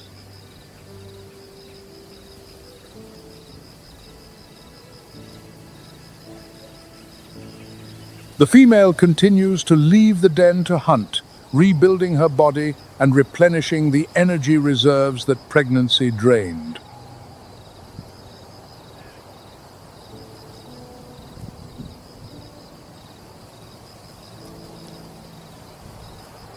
The male, meanwhile, assumes the greater share of pup-rearing duties.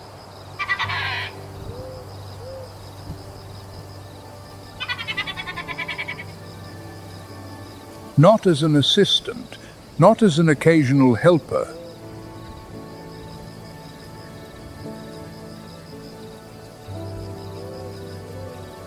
He guards, warms, protects, and watches over the young for the better part of each day.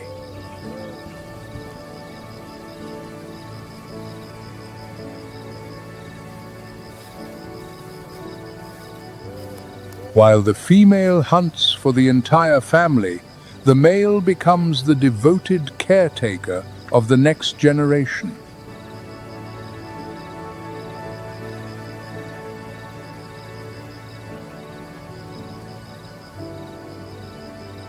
In the bat-eared fox, female power is not built on absolute control or outright dominance.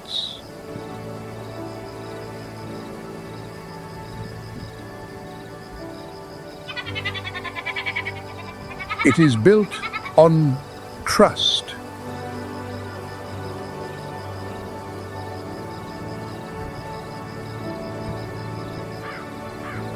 Trust that when she leaves the den to hunt, the male will shield her young. Trust that the burden of the family's survival does not rest on a single pair of shoulders.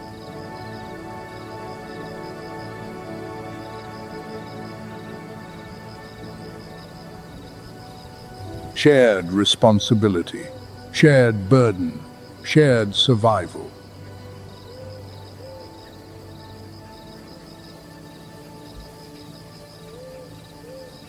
This is a rare form of power in the natural world, one built not on coercion, but on faith between two individuals raising the next generation together.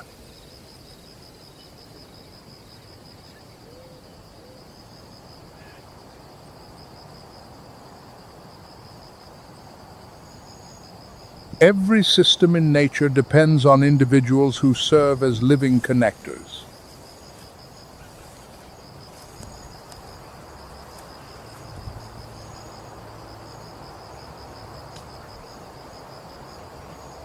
They are not necessarily the strongest, not the largest, and rarely the most conspicuous.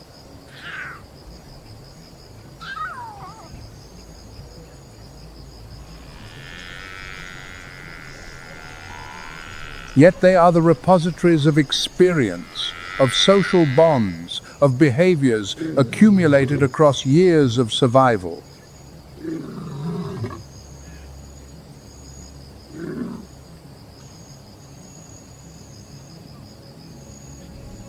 When such an individual disappears, the loss does not end with her.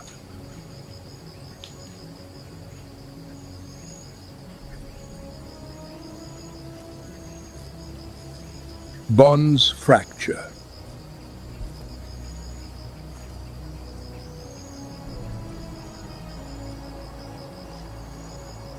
Behaviors once transmitted from one generation to the next are severed.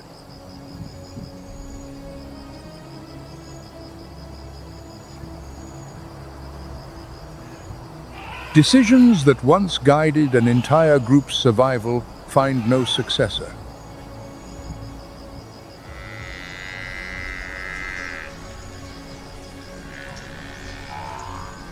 This is what population statistics can never capture.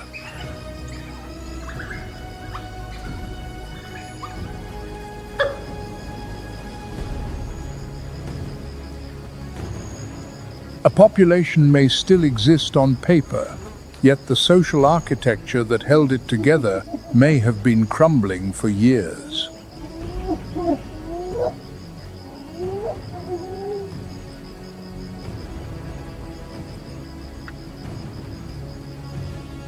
Because in nature, life is not sustained by genes alone.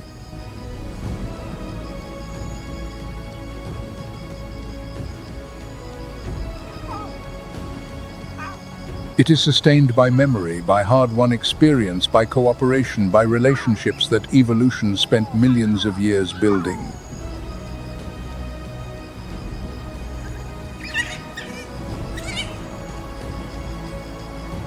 And so, conserving wildlife is not merely about preventing a species from vanishing.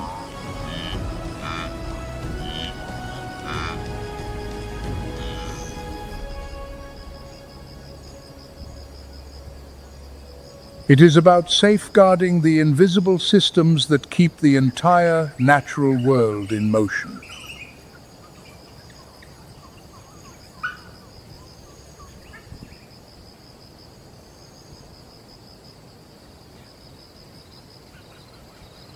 At Kanga Waterhole, dusk descends once more.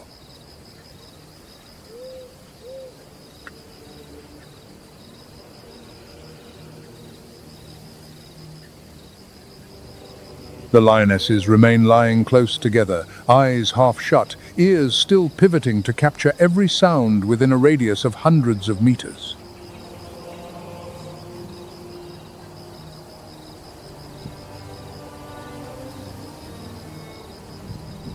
The cubs rest at the center, safe in the embrace of aunts, older sisters, and silent queens.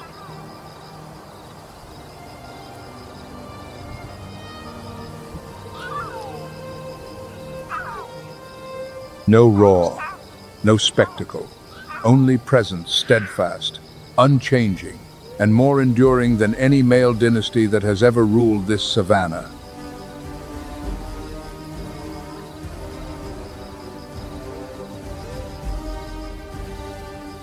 In the end, nature's most profound truth is not strength, it is continuity.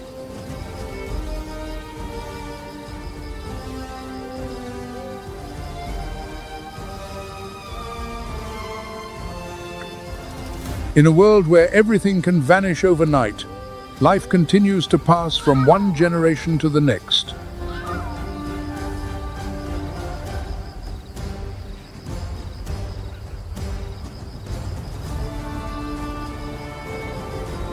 Without pause, without interruption.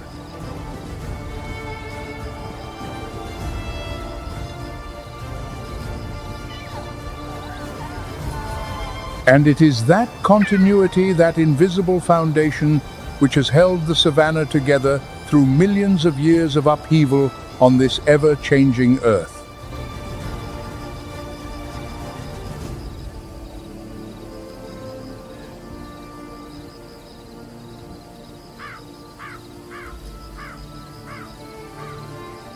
Thank you for journeying with Nature's Moments.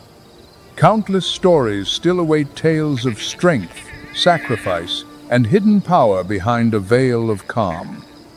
If you haven't yet subscribed, now is the perfect moment. See you on the next adventure.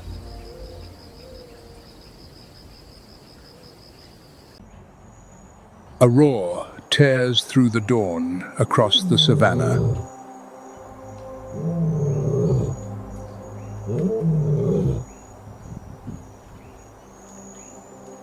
114 decibels, echoing 5 miles through grassland and ancient acacia shadows.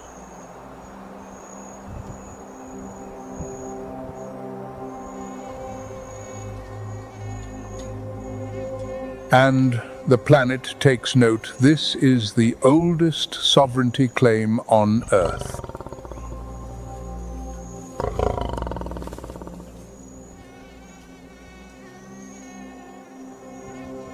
Millions of years before humanity drew its borders, animals had already established their own primordial kingdoms.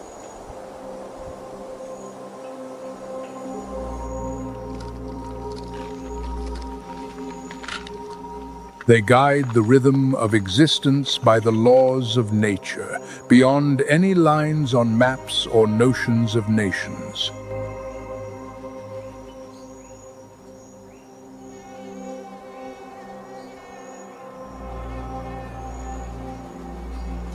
As the original inhabitants, they have preserved their pure identity through millions of years of evolution, unmoved by the upheavals of the human world.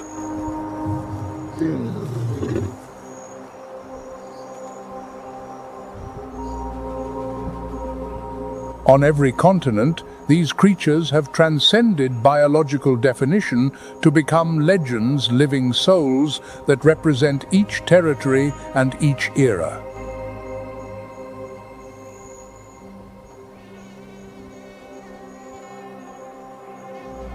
But the lion is not the only creature that holds the soul of a continent.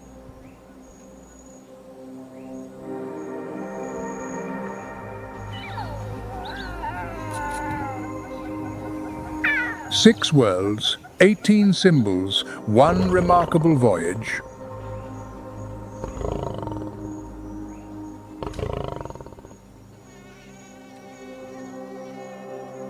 Welcome to Nature's Moments, where we explore the most extraordinary stories the natural world has to offer.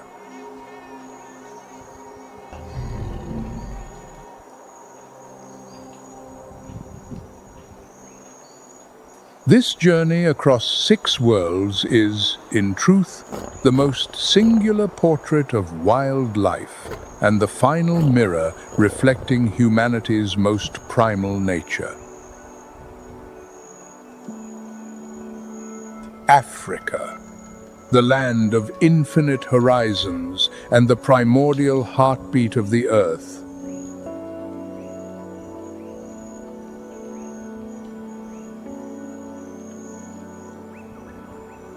Here, the Great Rift Valley carves geological scars millions of years old, creating a grand stage for life to flourish in radiant abundance.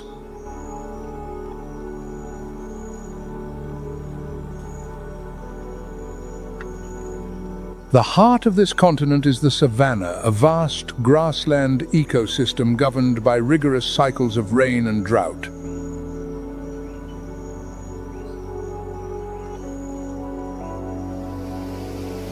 Harmony here depends on the ceaseless circulation of water.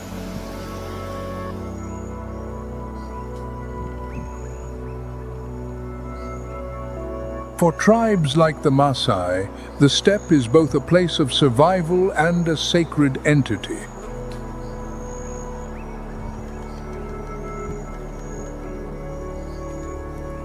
Amid that space, the lion emerges as the supreme symbol of power, crowned the king of the Savanna.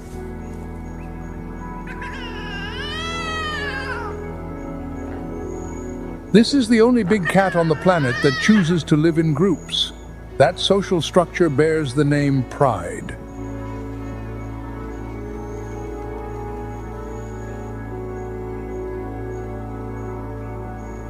The bonds within the pride forge a network of mutual support that is astonishingly effective amid harsh conditions.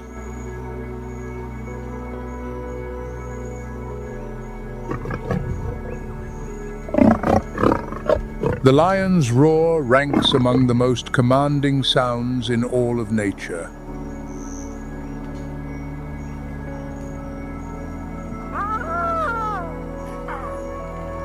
Most mammals possess triangular vocal folds, yet species within the genus Panthera have flat, square-shaped vocal folds.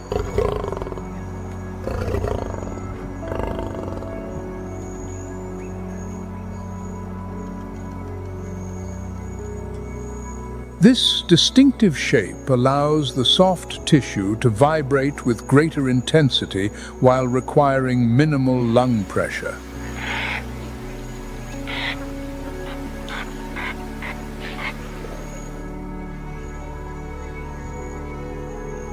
The result? A lion produces thunderous sound while expending remarkably little energy.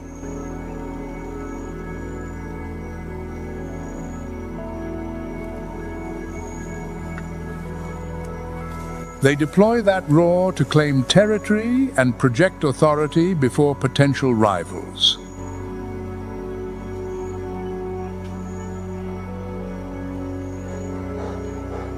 Observe the mane of these leaders, the emblem of noble beauty.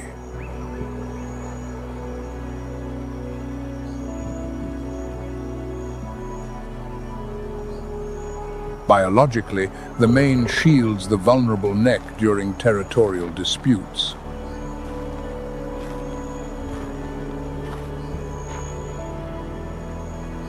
Its shade and length serve as indicators of health to attract mates.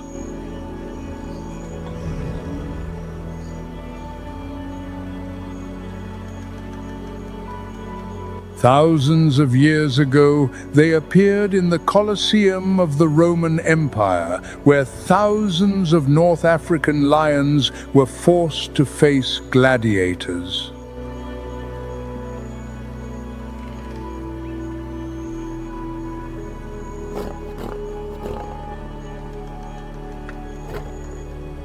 In Maasai culture, confronting a lion was once the ultimate test of a warrior.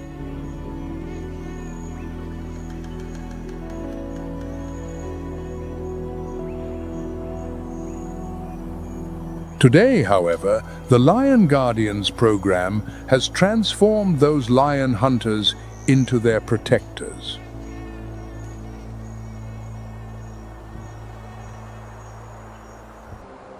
But they were never evolved to contend with industrial-scale trawling nets, with plastic drifting across every ocean, with habitat vanishing day by day, hour by hour.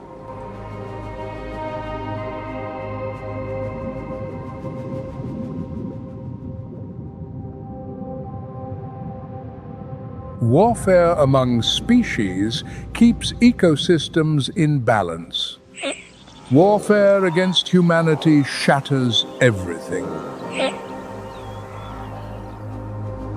War never ends. From the savanna, where sword-like horns impale the hunter, to the coral reef where clownfish change sex to preserve a kingdom, to the open ocean where an octopus sacrifices an arm to save its life.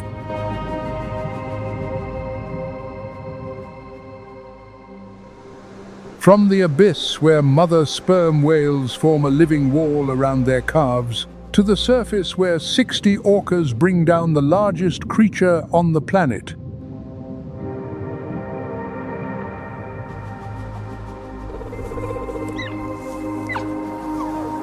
But this very warfare, brutal, relentless, without mercy, is precisely what sustains every ecosystem on Earth.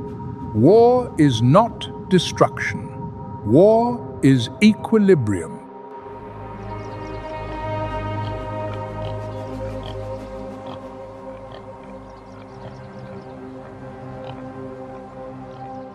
Predators control prey. Prey controls vegetation. Vegetation controls soil and water. Remove a single link, and the entire chain collapses.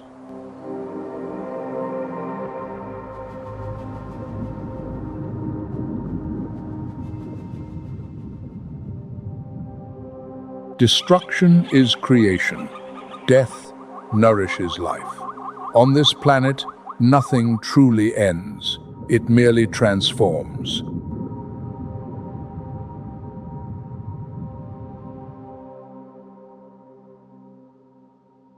From savanna to abyss, nowhere is peaceful.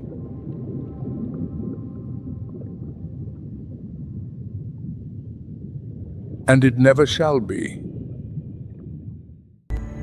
Across the entire planet, only one great cat lives in social groups, and only that group dares contest power in ways no other predator has ever attempted.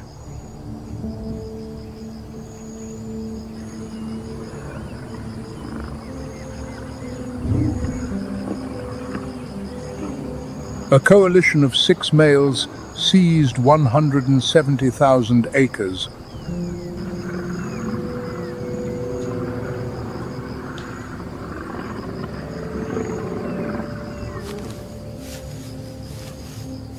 The new king slaughtered cubs to erase the old bloodline.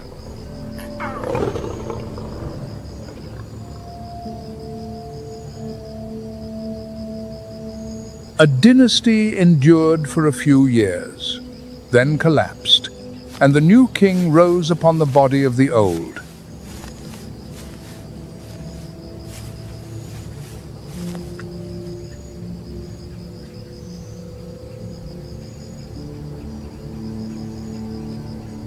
This is the lion, the only species to turn the savanna into a political battleground where every mane, every scar, every roar carries the weight of power.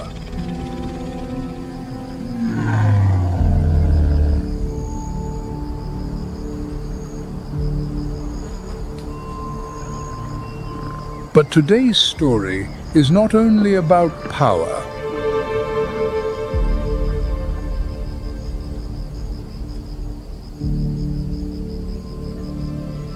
It is about identity, the force that compels one species, sharing the same genome, to produce utterly different kings on every stretch of land.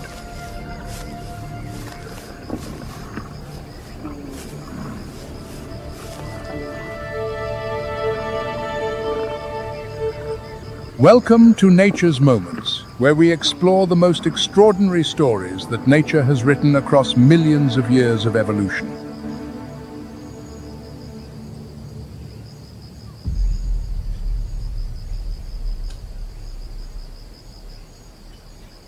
From the highlands of Tanzania to the Namib Desert, from India's Gir forest to Kenya's Savanna, each land has forged an entirely different version of the king.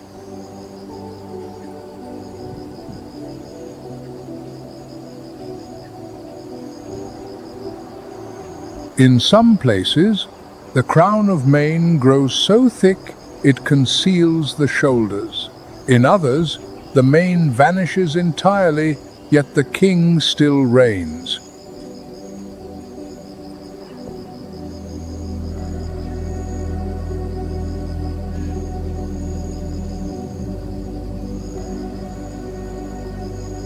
One population once dwindled to just 12 individuals, then resurged to nearly 900.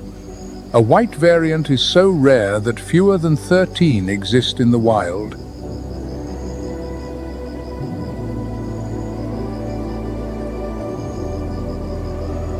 One question runs through this entire journey. When the land demands that a king surrender his very crown, what remains?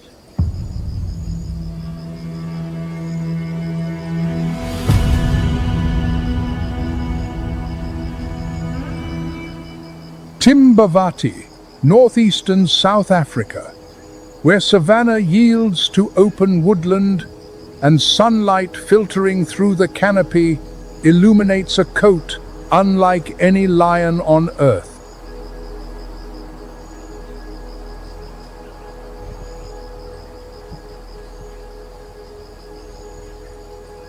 White, not albino, the eyes retain pigment, the paw pads hold color. This is leucism, a condition entirely distinct.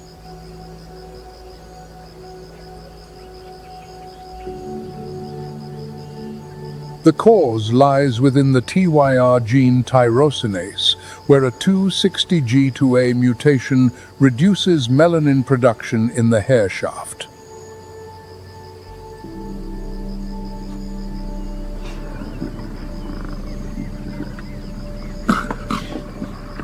This mutation is recessive.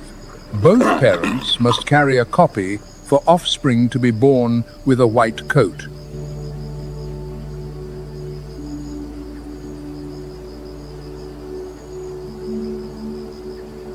The result is a creature of staggering beauty. But in the wild, such beauty is a death sentence.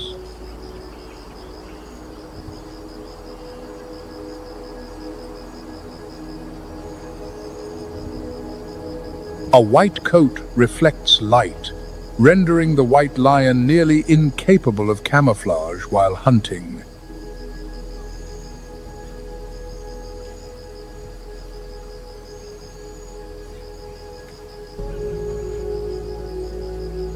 On the golden savanna, they stand out like snow in midsummer.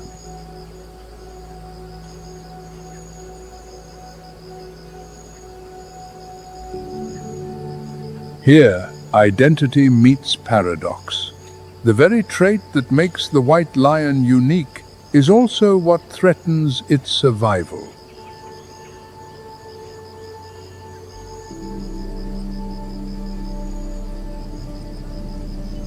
Yet white lions endure, because lions are the only great cat to live in prides, and the pride shields what the individual cannot.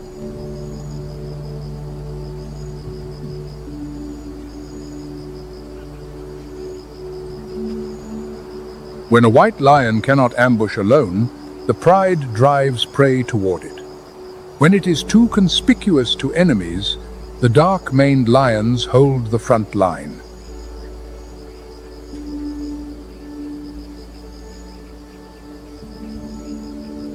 Still, rarity is unforgiving. Fewer than 13 white lions are estimated to exist in the wild at any given moment.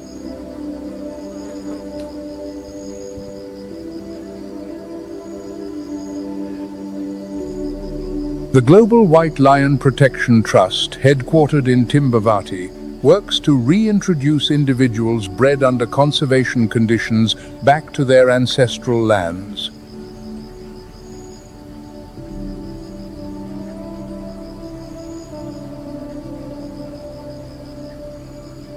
A battle to preserve identity for kings that nature painted in its brightest hue and its most fragile.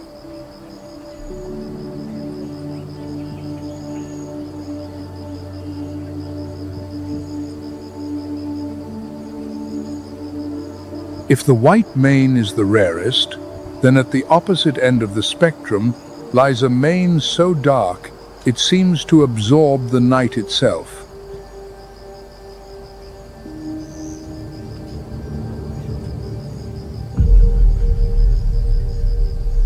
Sunset pours fire across the rim of the Ngorongoro crater, where sheer cliffs encircle a valley spanning 100 square miles amid the Tanzanian highlands.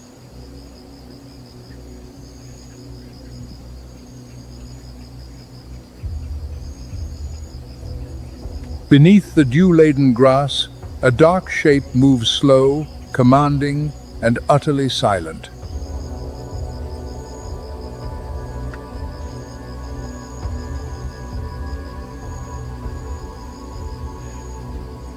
This is the black-maned lion of Ngorongoro, bearing the thickest, darkest mane in the entire lion world.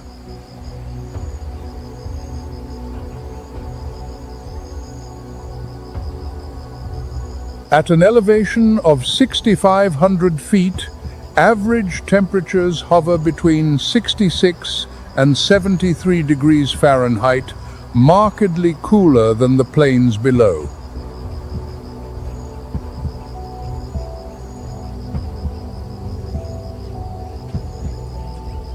And it is precisely that cold which allows the black mane to exist.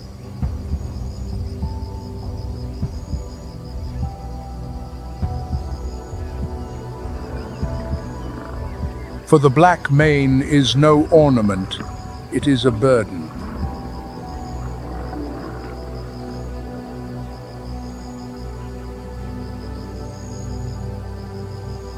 Research by West and Packer in 2002 at the University of Minnesota demonstrated that darker manes correlate directly with higher testosterone, superior health, and greater resilience after injury.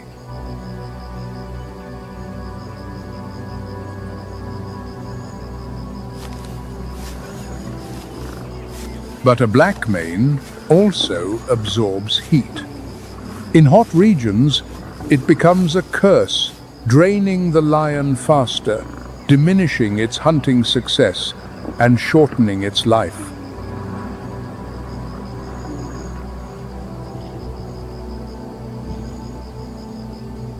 Only at Ngorongoro, where the highland holds cold year-round, does the black mane serve as a crown, not a chain.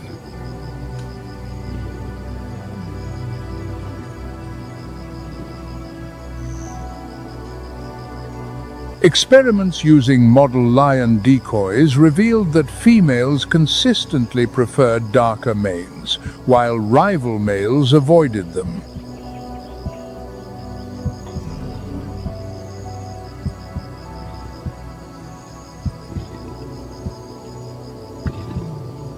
If Ngorongoro maximizes the black mane, then farther east in Africa, a version of the king has lost something far more significant.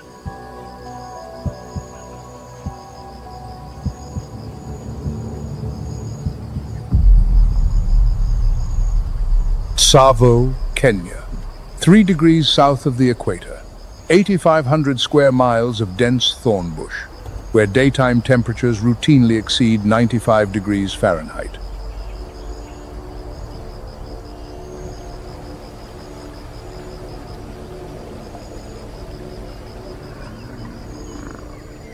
Here, the mane does not exist.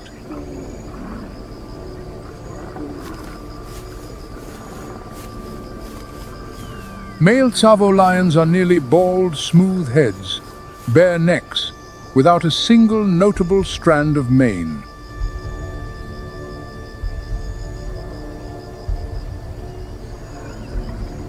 Placed beside a Ngorongoro lion, they appear to be two different species.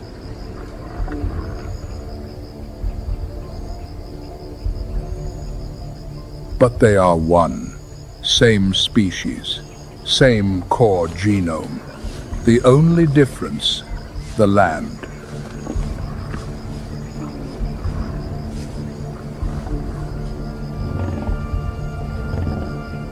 Extreme heat combined with dense thorn bush, where every step means threading through walls of razor-sharp thorns, has stripped the mane from the Tsavo lion.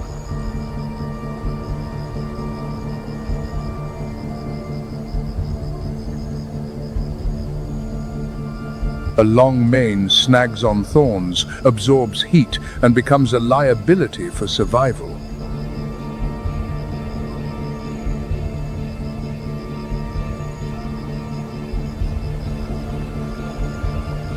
Researchers hypothesize that testosterone in Tsavo lions remains high, yet its outward expression has changed completely.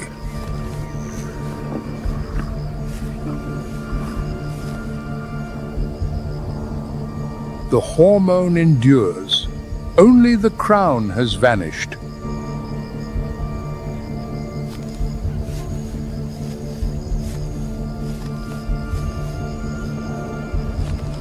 No mane, but greater agility in dense scrub. No visual signal for rivals, but fewer wounds across treacherous terrain.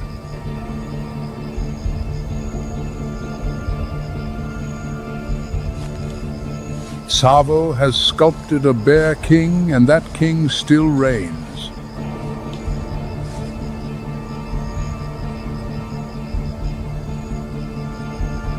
This contrast strikes at the heart of the central question: does identity reside in the mane or in the blood?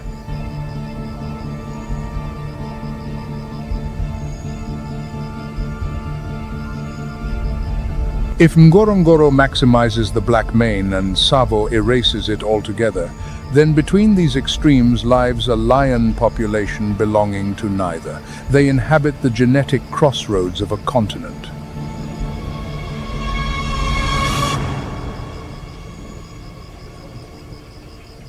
Ethiopia, the highland where Africa meets the Arabian Peninsula,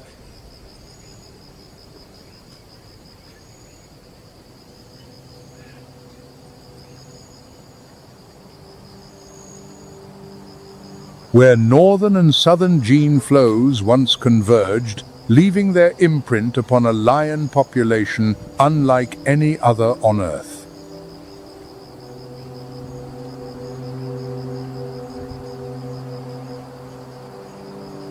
DNA microsatellite and mitochondrial analysis reveals that Ethiopian lions are a genetically distinct population, the last bridge between Africa's northern and southern lineages.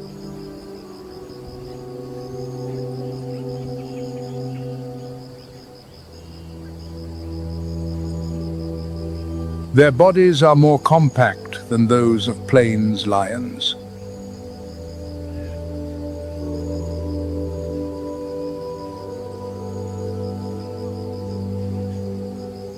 The dark mane near black extends down to the belly, creating an unmistakable silhouette found nowhere else.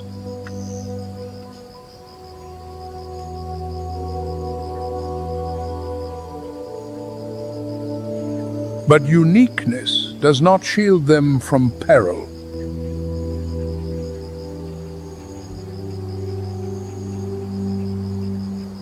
Only 800 to 1100 individuals remain, fragmented across 3 isolated regions: Babil, Kaffa, and Alatash.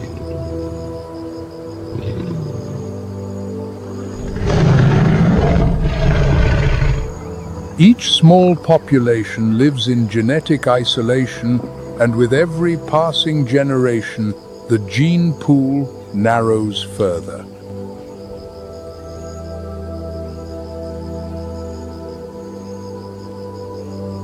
This is not merely the story of lions losing habitat.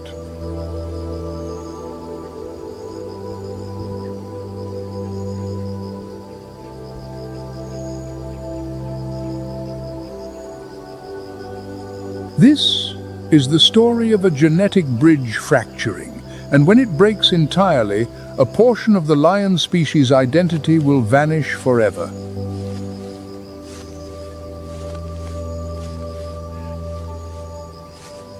Conservationists have proposed classifying Ethiopian lions as a separate management unit, acknowledging that losing them means losing irreplaceable genetic diversity, not merely numbers.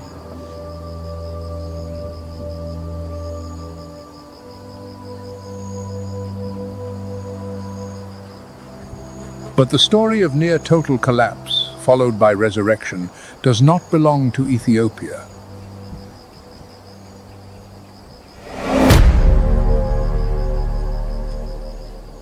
Dusk vanishes abruptly over Ngorongoro. In the darkness, the black-maned pride awakens.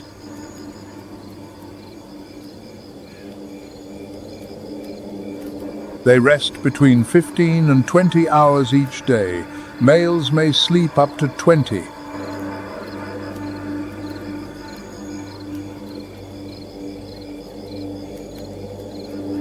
This is not laziness. This is an energy strategy.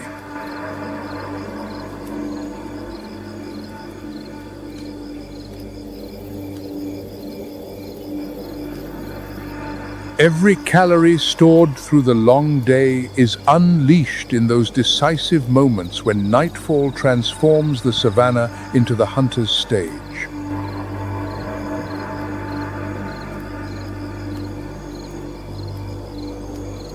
A lion's eyes perceive darkness 6 to 8 times better than human eyes, thanks to the tapetum lucidum, a reflective layer behind the retina.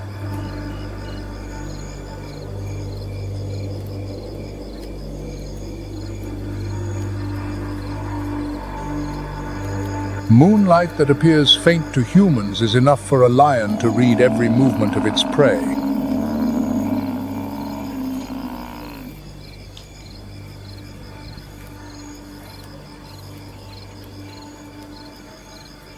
Tonight, the target is the African buffalo.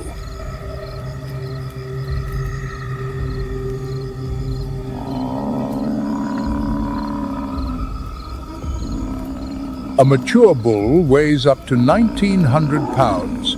Exceptional individuals can approach 2,000.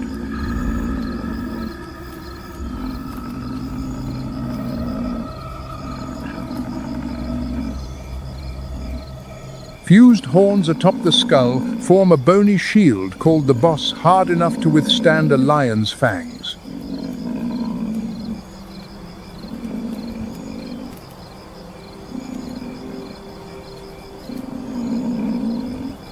This is no easy quarry. This is the most dangerous creature Ngorongoro's lions confront on a regular basis.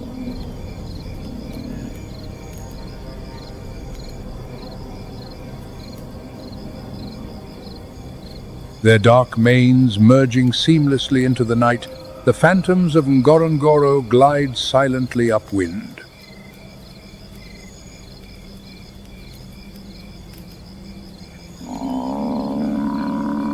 They narrow the distance with infinite patience.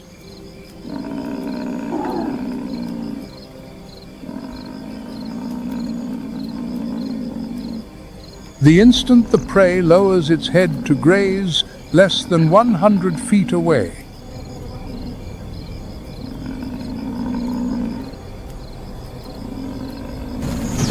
the pride erupts, arrows tearing through the darkness.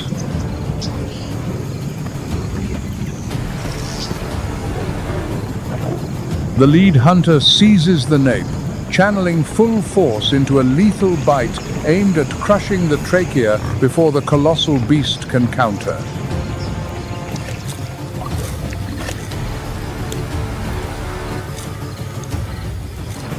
Life and death are decided in seconds. The buffalo falls.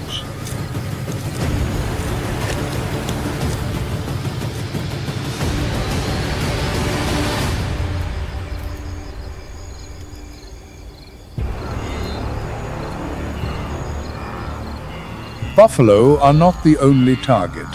Wildebeest are frequent prey on Ngorongoro nights as well.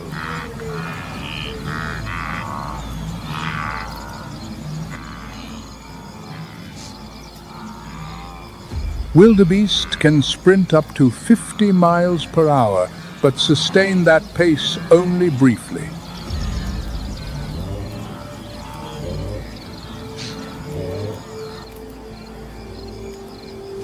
The lion's strategy is not to outrun its prey, but to materialize closer, more suddenly, where the quarry has no time to react.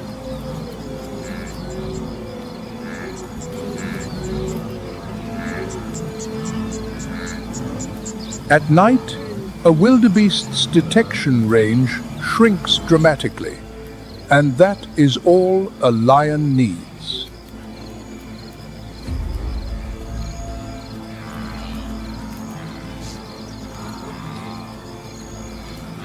Each successful hunt, though rare, roughly 20 to 30%, sustains the entire pride for days.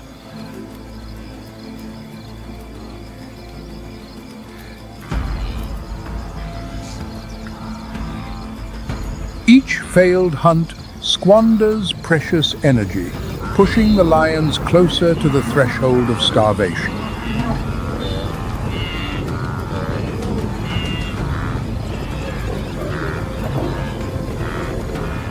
Night hunting is a game of probability, and Ngorongoro's black-maned lions have evolved to tilt the odds in their favor, night after night.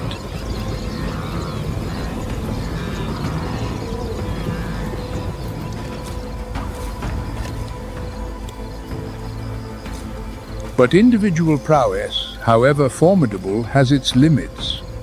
In the lion's world, true power belongs not to the individual, but to the coalition.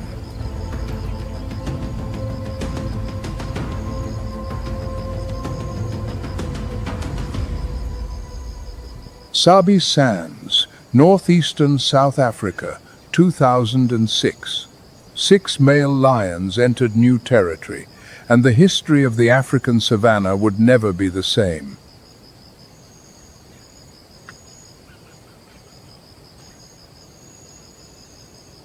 They were called the Mapogo, named after the Mapogo, a Mathamaga security company in South Africa, a name that evokes order imposed through force.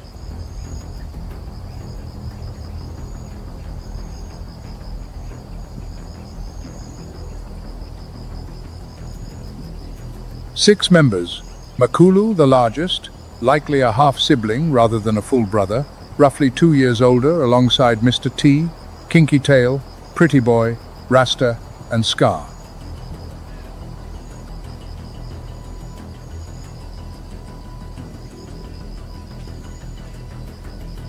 For 6 years, the Mapogo controlled approximately 170,000 acres, double the average territory held by a lion coalition.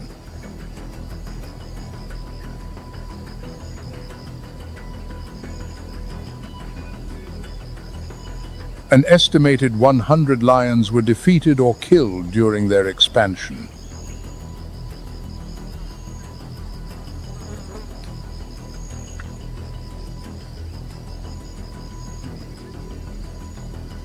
Eight prides of females fell under their dominion.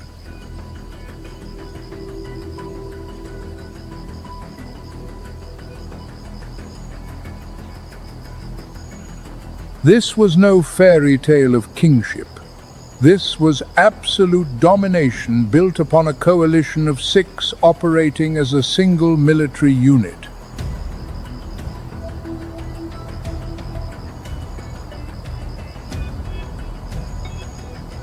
The Mapogo's strength lay not in any single individual, but in coordination.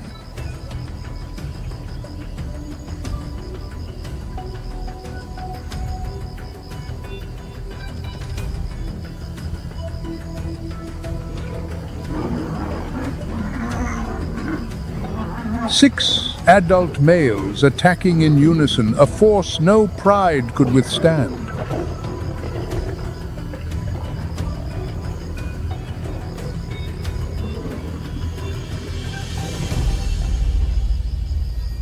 But absolute power does not endure forever.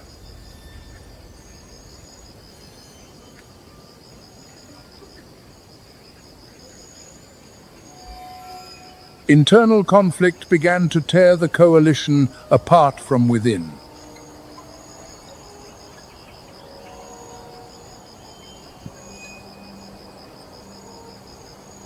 And pressure from outside a younger, hungrier coalition was closing in.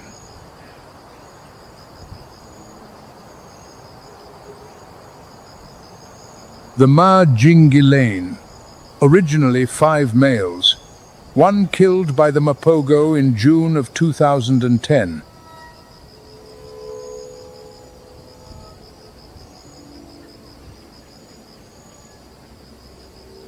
The surviving 4 matured and ultimately replaced the Mapogo, ruling for approximately 8 years until around 2018.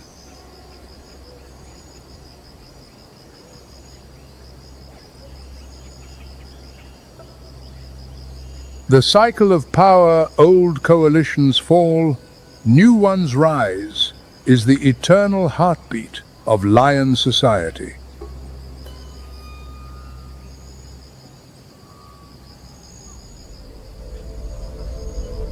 But the Mapogo were not the only legendary coalition.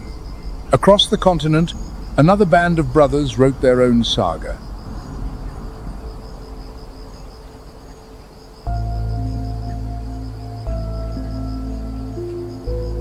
Maasai Mara, Kenya. 4 males born in 2008 from the Olkiombo Pride: Sikio, Marani, Hunter, and Scarface.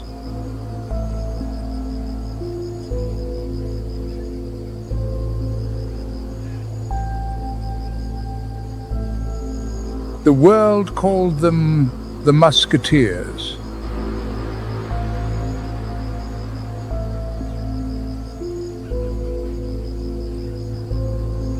Scarface, bearing a prominent scar above his right eye, became the emblem of the group.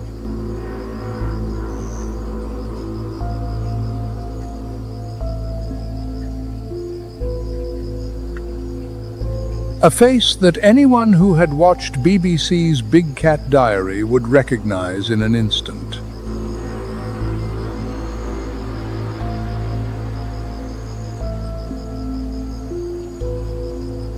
In 2012, the 4 brothers seized control of the Marsh Pride, one of the world's most celebrated lion prides, filmed continuously by the BBC across decades.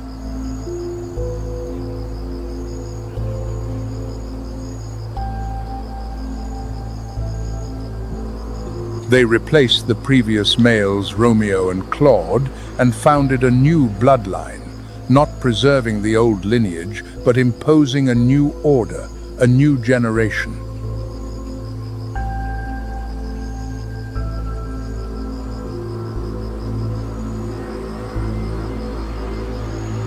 The Musketeers' territory extended well beyond the Marsh Pride, encompassing Paradise, Mugoro, Topi Plains, and Rekaro.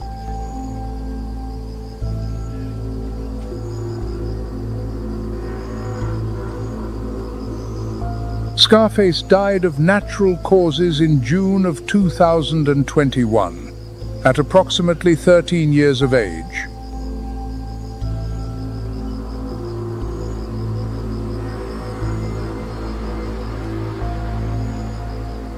A remarkable lifespan for a wild male lion, where the average is only 8 to 10 years.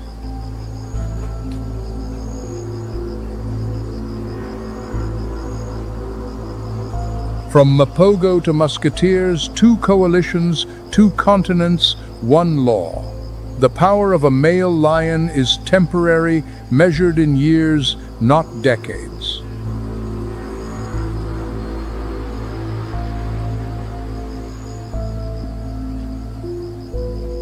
And every dynasty ends the same way, replaced by a younger, stronger generation.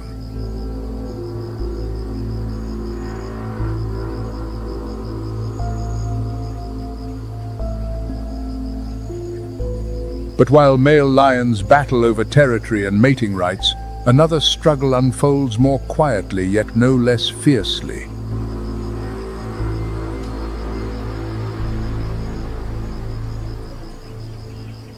The lioness's battle does not unfold on an open battlefield.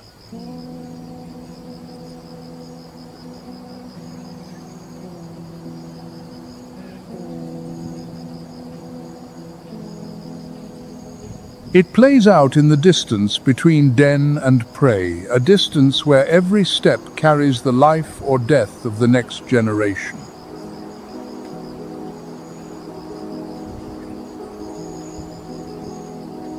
When a lioness has young cubs, her identity transforms entirely.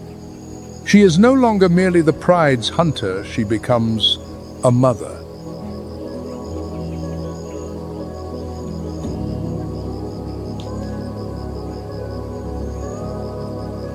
The crèche system, where several lionesses raise cubs communally, forms the very foundation of cub survival.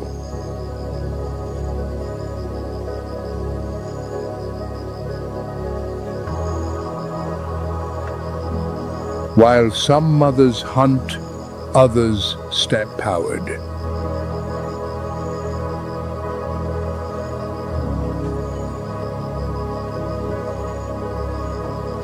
Lion cubs are born nearly blind, weighing less than 4.5 pounds, and wholly dependent on their mother's milk for the first 6 to 8 weeks.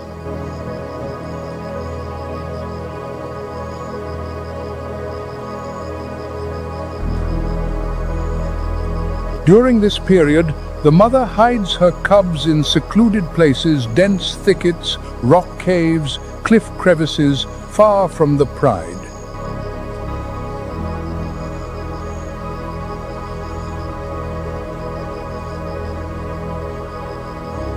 The greatest threat sometimes comes not from enemies beyond the pride,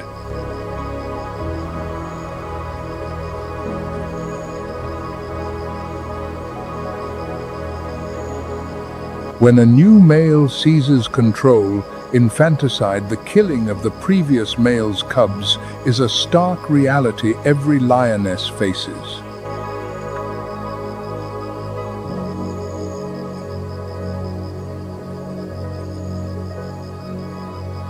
Defending cubs is not only about fending off enemies, sometimes it means defying the new king himself.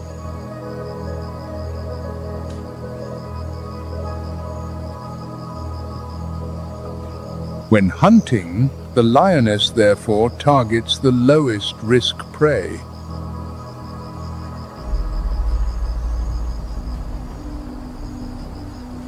Warthogs, a common target, yet even warthogs pose danger.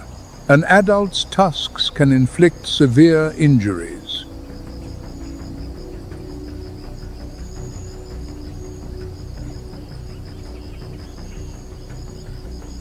Lionesses often prioritize young warthogs, minimizing risk while securing energy for their cubs.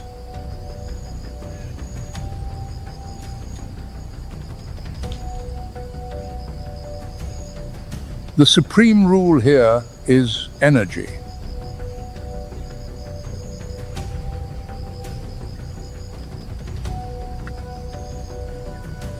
A lioness will abandon a chase after just 50 yards of failed pursuit, refusing to waste a single calorie.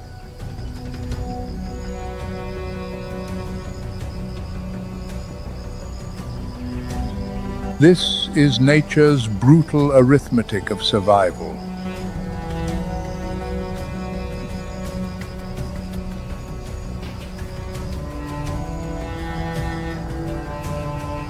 But on the savanna, hunger is not everything.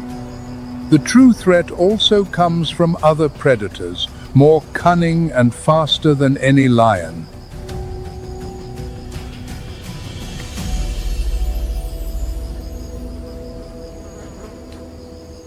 African wild dogs.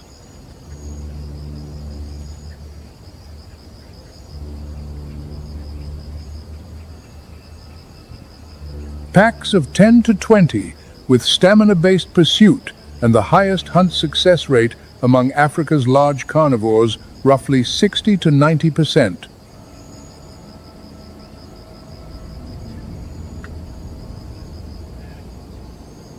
They pose no threat to adult lions.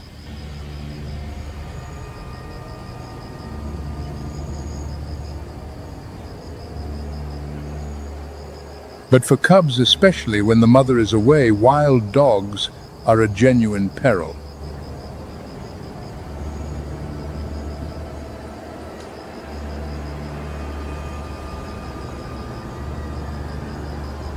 A lioness defends her cubs against wild dogs, not with speed, but with sheer ferocity.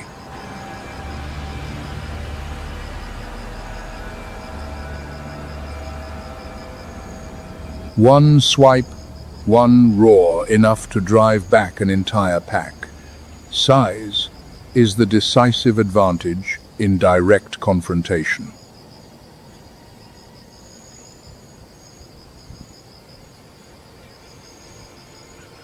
Lionesses are the true backbone of every pride.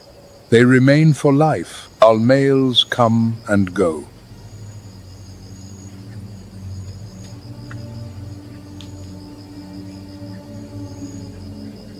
They pass hunting knowledge through generations: which territories are safe, which seasons bring abundant prey, which water sources are reliable.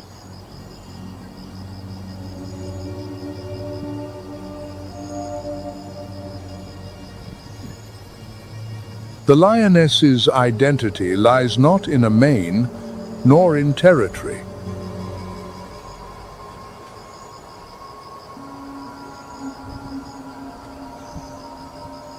It lies in the distance between a predator's jaws and her cubs, and the resolve to never let that distance reach zero.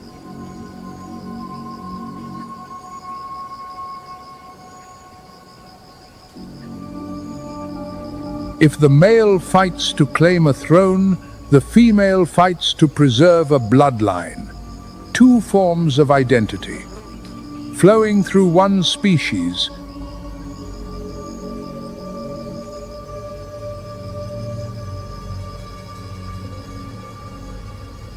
Yet both male and female share a boundary of power that neither crosses easily.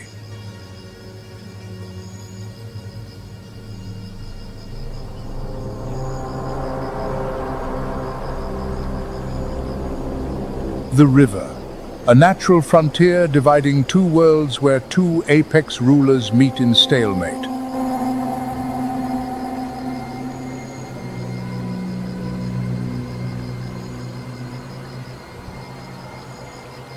On the bank, the lion reigns. Beneath the water, the Nile crocodile holds absolute dominion.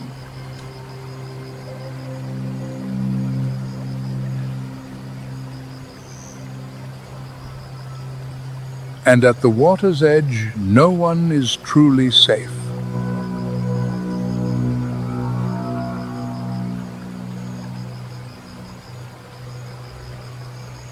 The Nile crocodile possesses hardened scales, scutes covering its back and flanks, forming a suit of biological armor.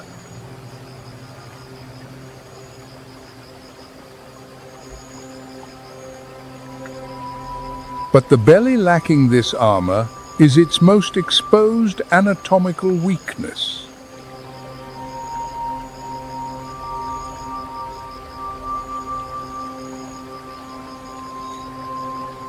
When lions must cross a river to follow migrating herds, to expand territory, or simply to reach water, they are forced to enter the crocodile's domain.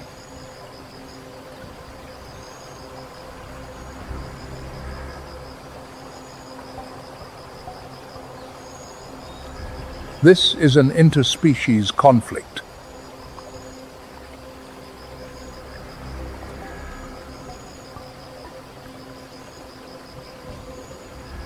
Not revenge, no complex emotions at play. Simply two apex predators atop the food chain, their territories overlapping at a narrow band of water.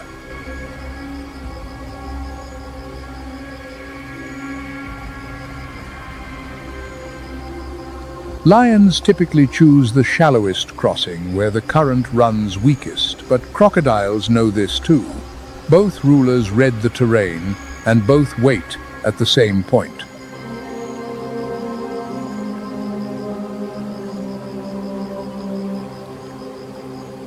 The tension at a river crossing where lions are most vulnerable, where crocodiles are strongest, ranks among the most purely dramatic moments in the natural world.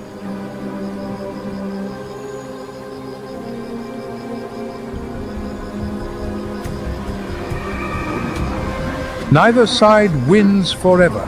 The water boundary endures, and both sides respect it, each in their own way.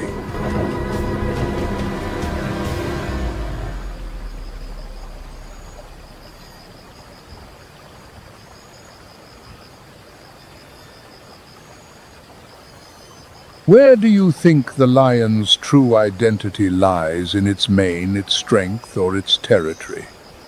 Share your thoughts in the comments below.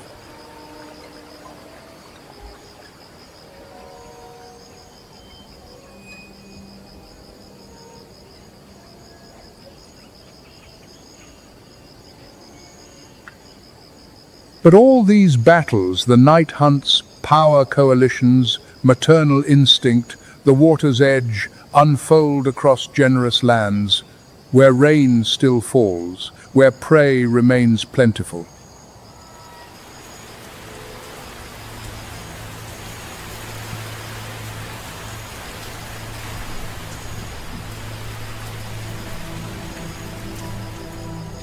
But when the land takes everything, when rain ceases, prey vanishes, and the coastline holds nothing but bones, can a lion still be a lion?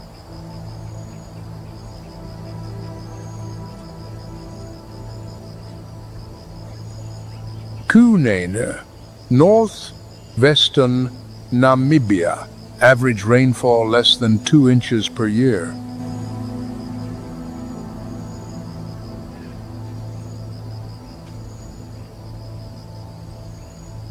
Some coastal stretches receive just half an inch. This is one of the driest places on Earth where lions still survive.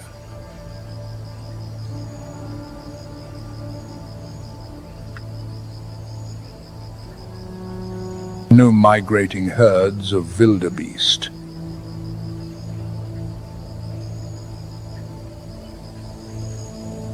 No endless grasslands.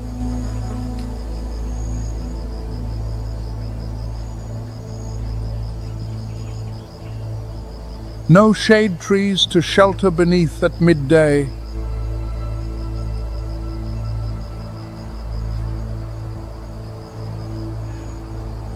Only sand, rock, and an empty horizon.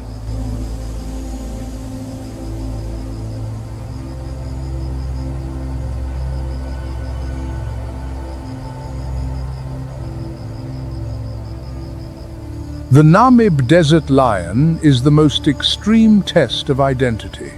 When the land strips away everything a lion needs, prey, water, shade, what remains?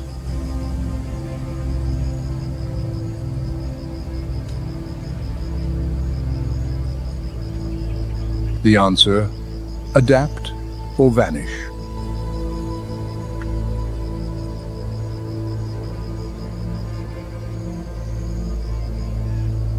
Lions here cover greater distances than any population in Africa, sometimes more than 30 miles in a single night, searching for prey scattered across vast expanses.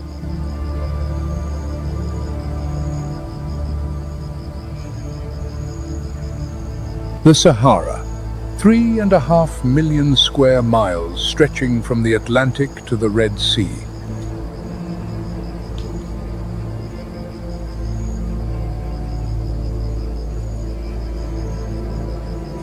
The largest desert on Earth, where daytime temperatures can exceed 120 degrees Fahrenheit and nights plunge below freezing.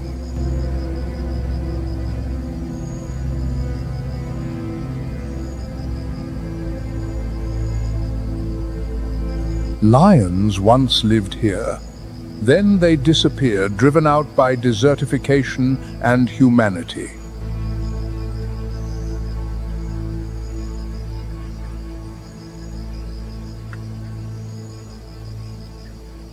But the desert is not empty.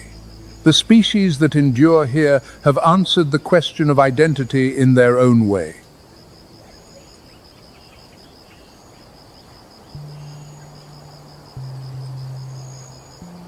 The dromedary, the one-humped camel, originating from the Arabian Peninsula, domesticated roughly 3,000 to 4,000 years ago.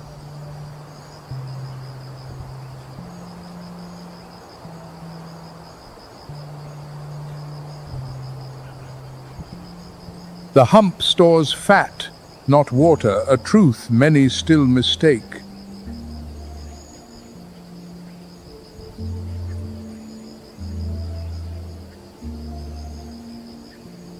The camel's body is an engineering triumph against heat.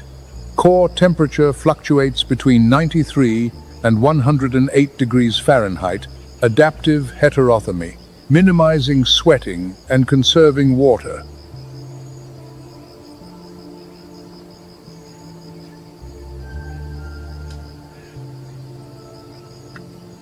When dehydrated, a dromedary can drink between 30 and 37 gallons in a single session.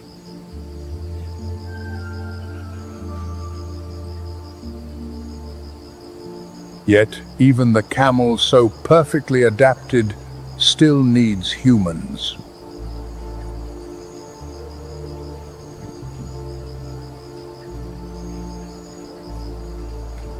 And humans need the camel, an identity shaped by symbiosis not unlike the Gyr lion's bond with the Maldhari community.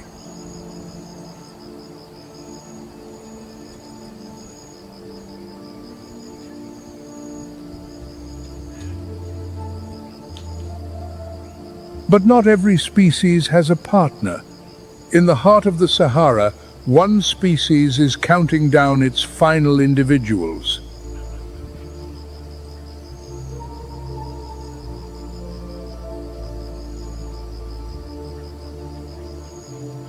The addax, the screw-horned antelope, a survivor that never needs to drink, drawing all moisture from vegetation and night dew.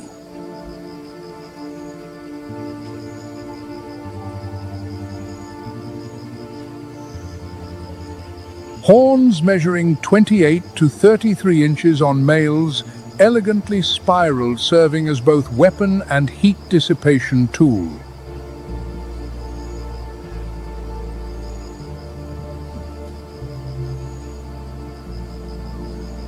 Fewer than 100 wild addax remain scattered between Niger and Chad. IUCN classification: critically endangered.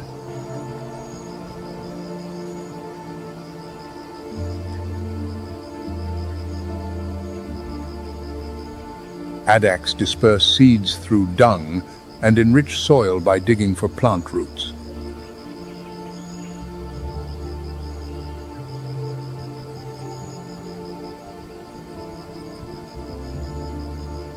Losing the addax means losing not just a species, but a vital link in an already fragile desert ecosystem.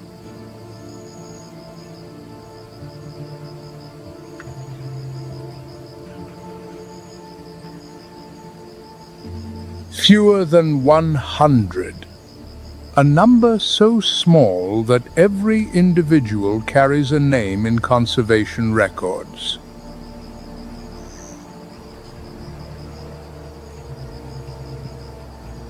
Every death is counted. Every calf born is a statistical miracle.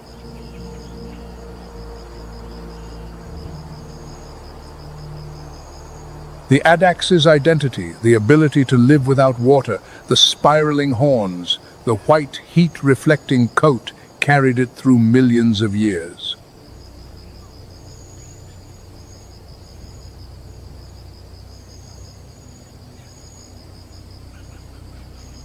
But identity cannot stop bullets or the off-road vehicles of poachers.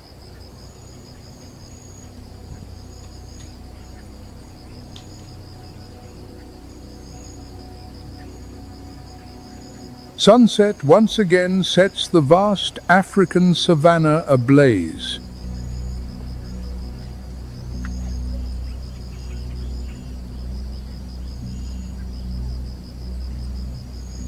The wild sovereign stands in silence across the plains, beneath skies where its ancestors roared through thousands of generations.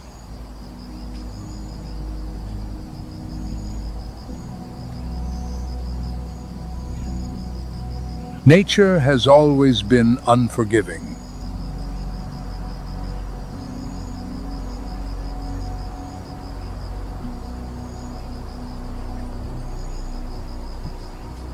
When survival demands that kings shed their proud outer crowns, what defines them is no longer the mane but the killer instinct and an unbreakable will.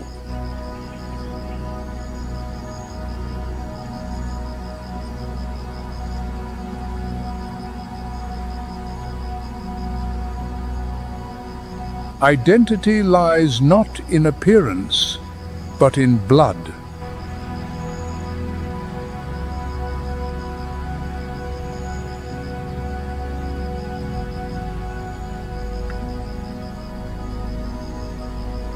And that wild bloodline will flow on so long as there remains a kingdom for them to belong to.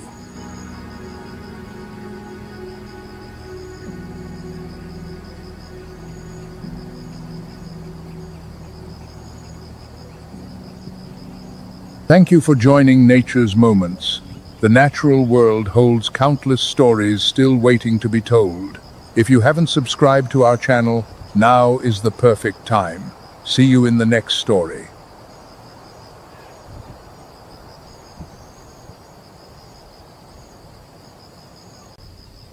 Dawn blazes across the boundless grasslands, a kingdom where time is not measured in minutes but in a prey animal's final breaths.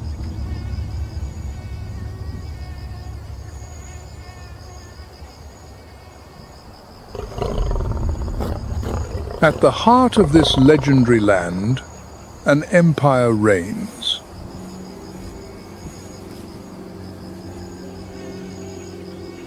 But its grandeur has always come at the brutal cost of survival.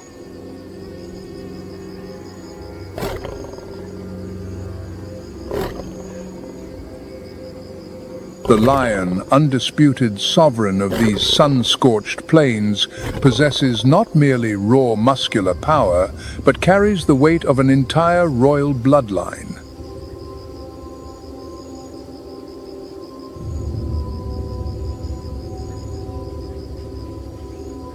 The dominant male stands atop a rocky outcrop, his mane rippling in the wind like a banner of absolute authority, scanning the horizon with unwavering vigilance.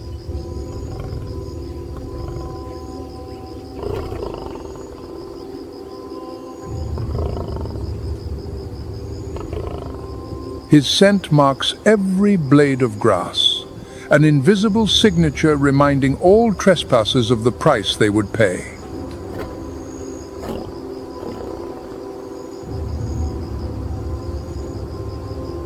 His territory stretches across dozens of square miles, land where every inch must be defended with blood.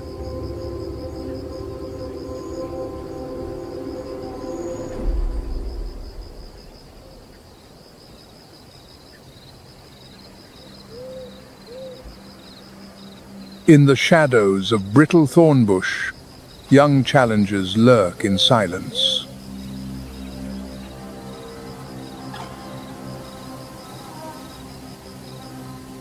They wait, patient, cold-blooded.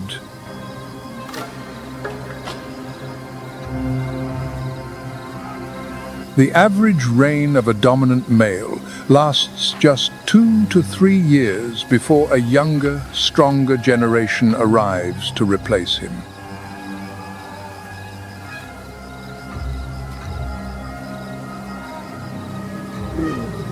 His roar carries up to 5 miles through the still night air, a declaration of sovereignty that every creature must heed.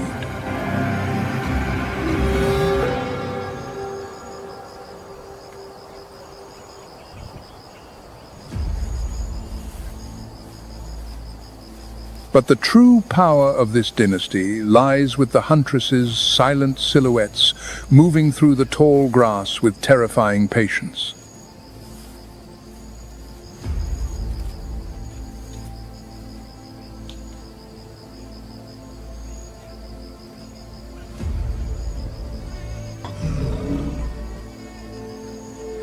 They hunt in coordinated groups, each lioness occupying a specific tactical position, like players on a field, moving in concert without a word.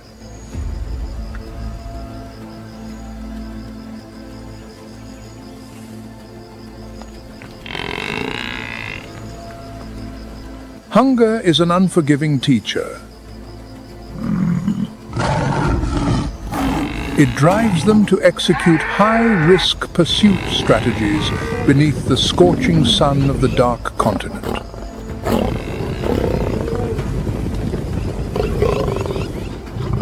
Their success rate hovers around just 25%, meaning 3 out of every 4 hunts end in failure.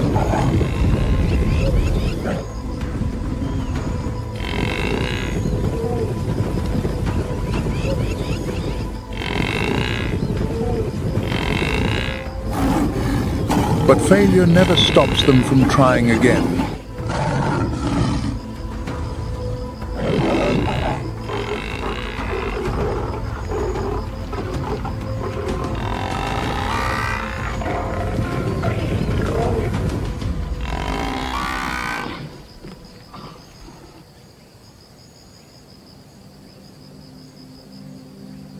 Not far away, a family of warthogs forages diligently in the damp soil, entirely unaware of the death sentence hanging over their heads.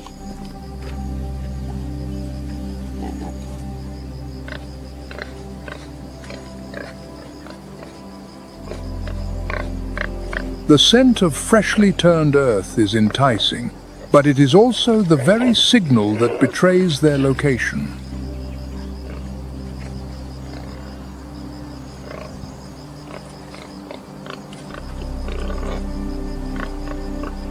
The African warthog possesses razor-sharp tusks and survival instincts honed over millions of years of evolution.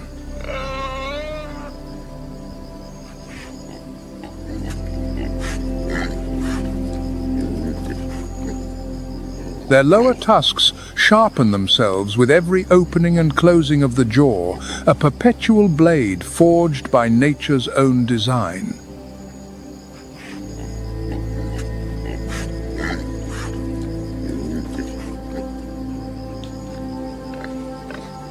The mother leads her young with extreme caution, her ears rotating constantly to catch the faintest tremors of approaching danger.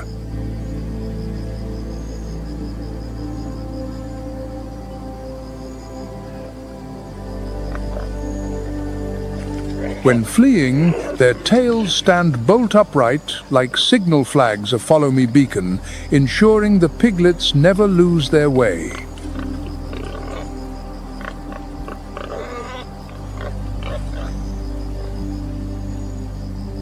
Despite their small stature, warthogs can reach speeds of 30 miles per hour, fast enough to outrun most predators if detected in time.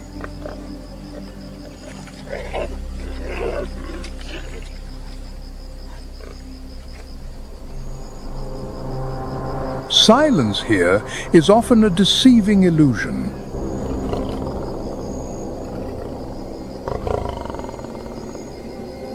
It conceals a storm about to break from behind the dusty thickets.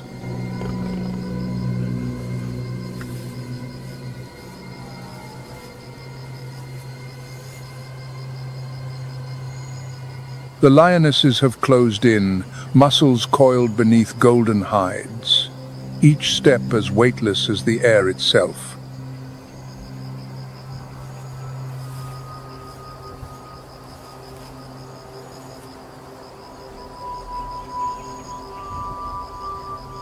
Their coordination is a masterpiece of military strategy, an invisible trap tightening with every second.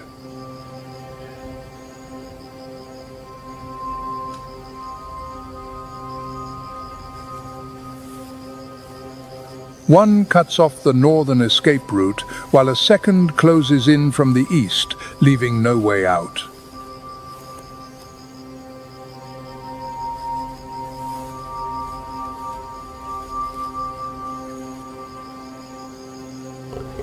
When the distance narrows enough to feel the prey's breath, silence is torn apart by a threatening roar and a cloud of red dust.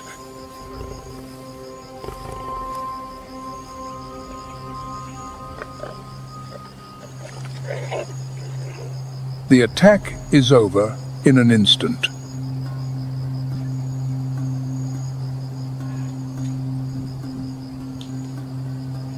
A display of killer instinct refined across 1,000 generations.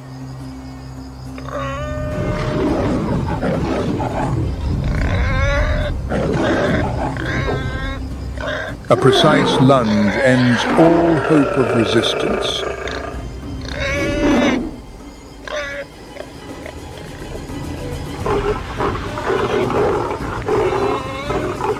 Leaving a haunting silence across the vast grassland. On this land, the sacrifice of one life is the price paid for the survival of another in nature's unending cycle.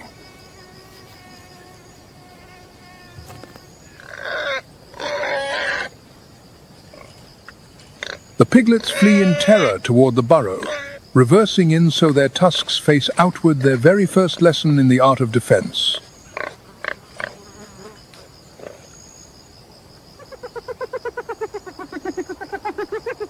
And from the shadows, the glinting eyes of hyenas watch and wait, ready to claim whatever remains.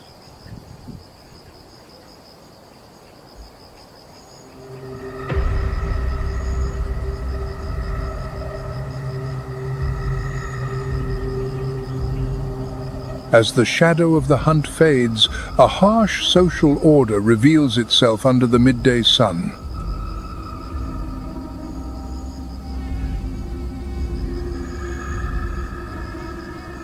The feast of the sovereign is never a fair or peaceful affair.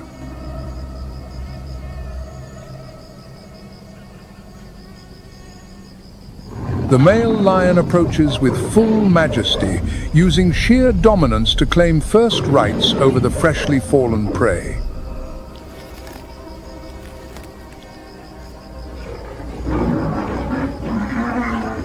This is the privilege of the one who holds power over life and death, an immutable law that has maintained royal bloodlines for centuries.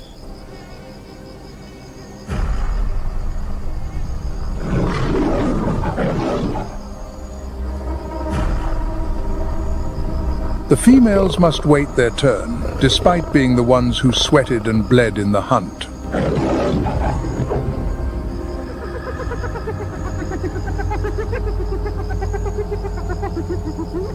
Yet the scent of blood and fresh meat quickly rouses other opportunists across the plain.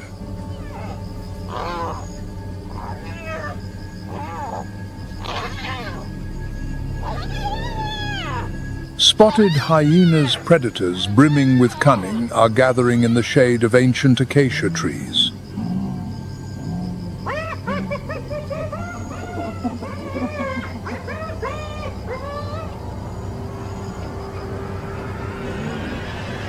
Hyenas are far more than scavengers, as many believe they are formidable hunters in their own right, securing up to 70% of their food through their own kills.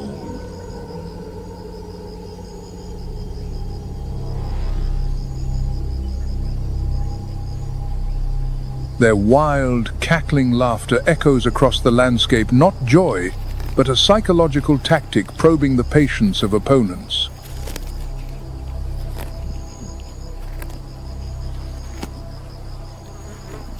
They do not rush in, but wait for the smallest opening to seize another's hard-won prize.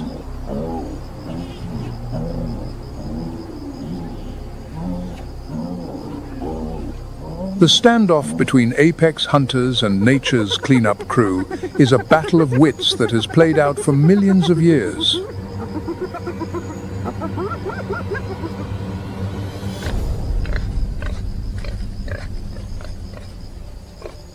Meanwhile, another story begins quieter, but no less heartbreaking.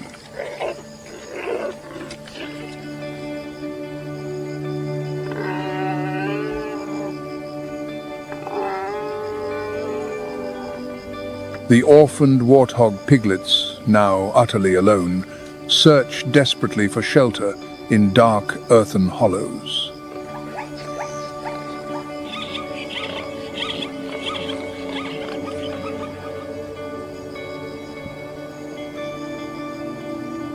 Without their mother's protection, primal instinct is their only compass between the boundary of life and death.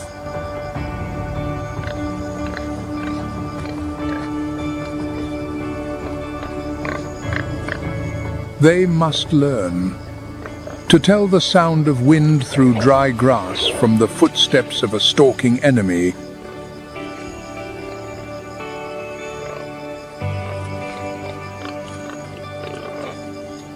Their survival depends entirely on the speed of their adaptation and the unyielding perseverance encoded in their bloodline.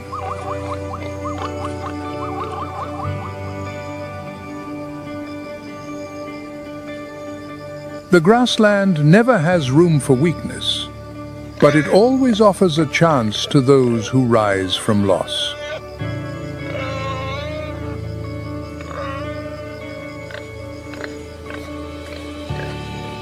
Yet what comes next will prove that no throne lasts forever. The reign of a male lion is never built on a foundation of permanent safety.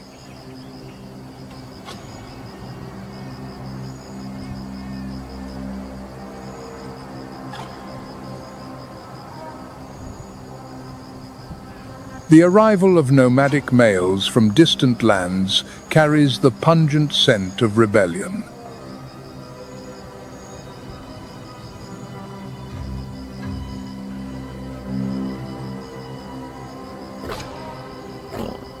They observe from afar, measuring the strength of the current sovereign through every labored breath and heavy step.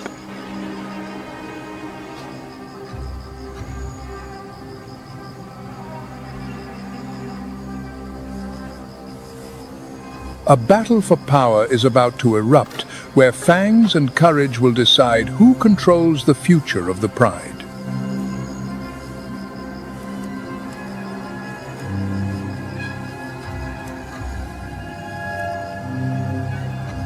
Glory is but a fleeting moment.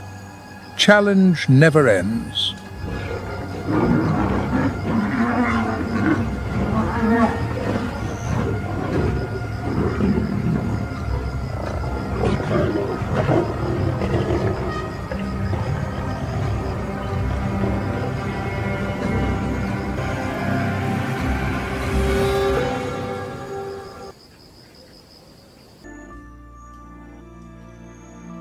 And yet, surrounding the continents of our world lies a kingdom far greater in scale and far more merciless.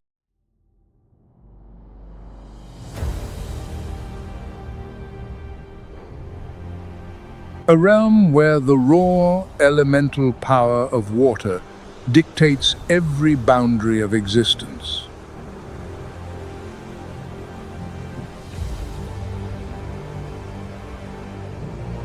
To truly witness the thinnest edge between life and death, we must leave behind the warm earth of the African continent.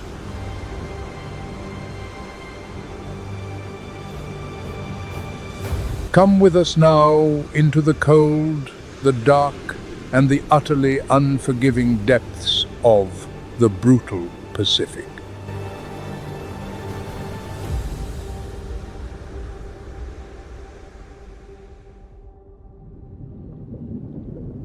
A dark shape rockets upward from the abyss.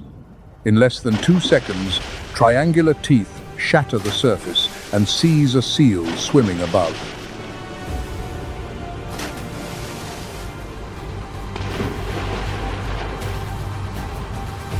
The breach of a great white shark, violent, precise, merciless.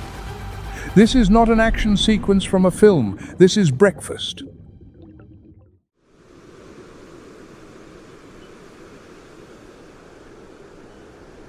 And it happens every single day, in an ocean that covers more than 1/3 of our planet's surface.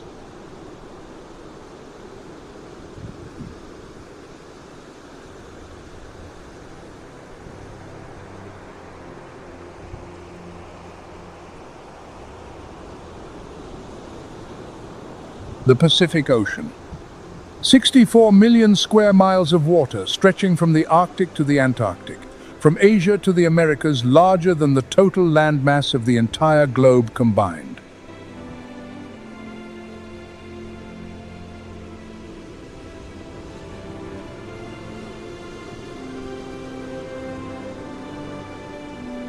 Nearly 10 times the area of Russia, the largest country on Earth, and that entire body of water is in constant motion, constantly changing, constantly sustaining millions of species.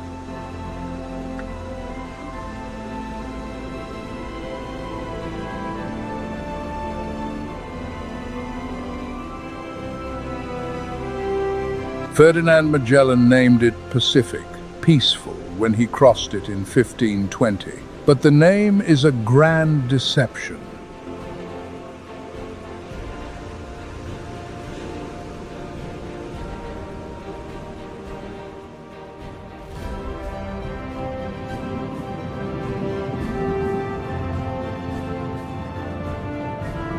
Beneath that seemingly tranquil surface lies a vast aquatic desert, where there is no bush to hide behind, no cave to shelter in. Every creature must move without ceasing, hunt without rest, flee without pause.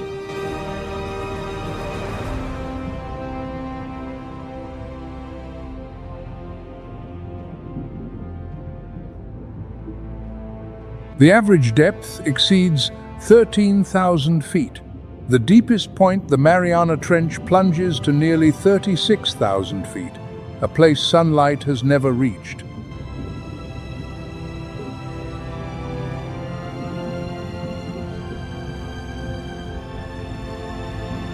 From surface to abyssal floor, the Pacific holds more than half of all the ocean water on the planet.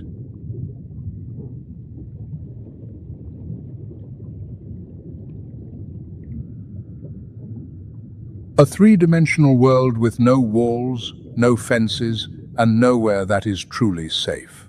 Every species is simultaneously predator and prey.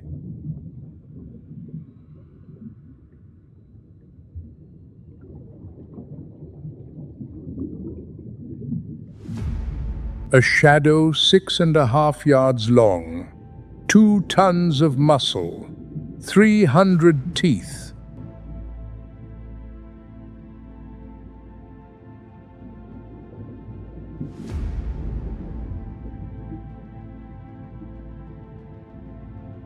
The great white shark.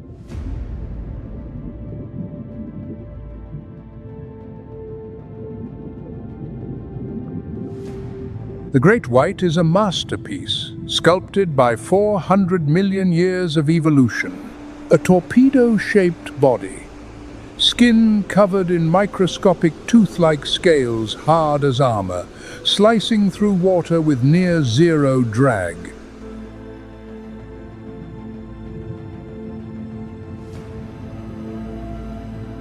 Dark grey above, pure white below, a flawless camouflage system known as counter shading.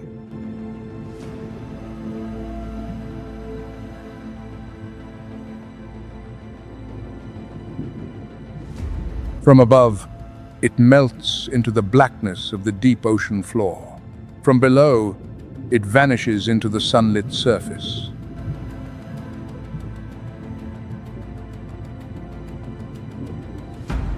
The prey never sees it coming.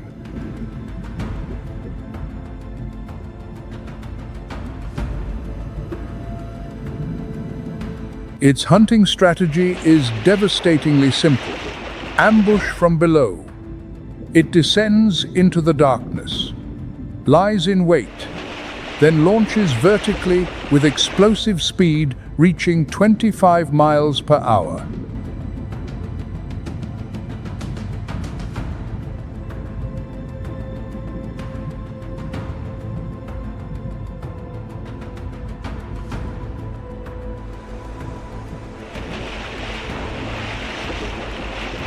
The force of the breach is so immense that the entire 2-ton body clears the surface, a terrifying aerial assault that leaves a seal with virtually no time to react.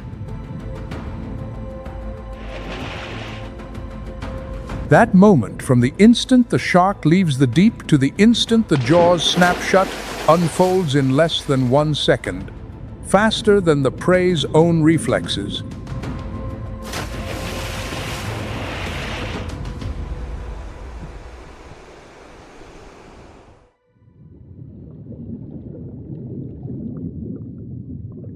But speed is only one component of this machine.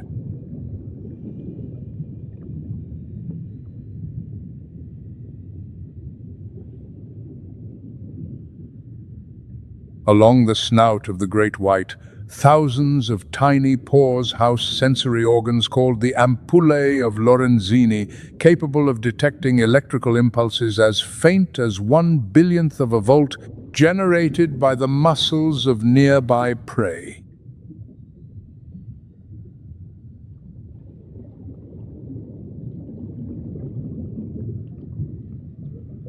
Even when the prey lies perfectly still, its heartbeat emits an electrical signature, and the great white reads it.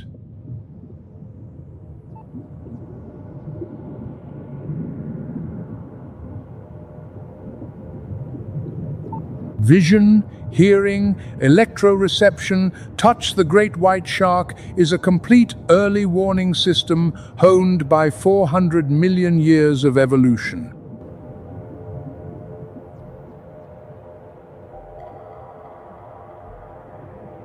It existed before the dinosaurs, before the trees.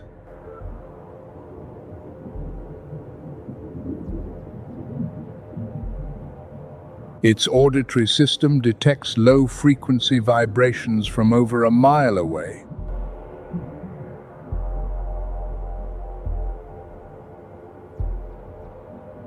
An ultra-wide field of vision eyes positioned on either side of the head scans nearly the entire surrounding space.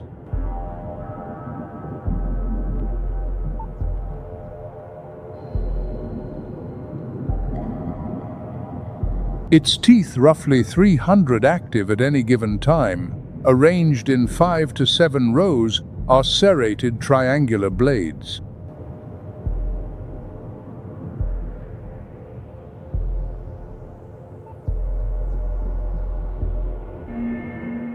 And they never go dull. Old teeth fall out, new ones grow in continuously throughout the shark's lifetime. Up to 3,000 in a single life.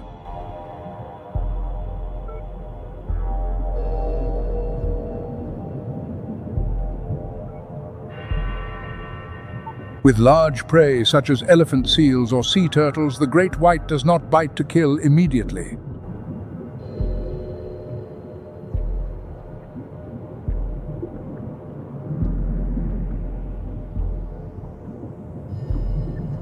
It employs a tactic known as the investigatory bite, One deep, devastating strike, then it retreats.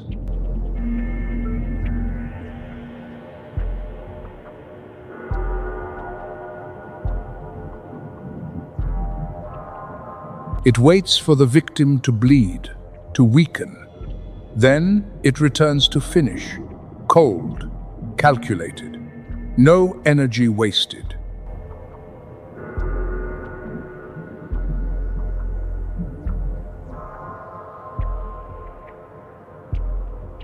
This is not blind instinct. This is strategy.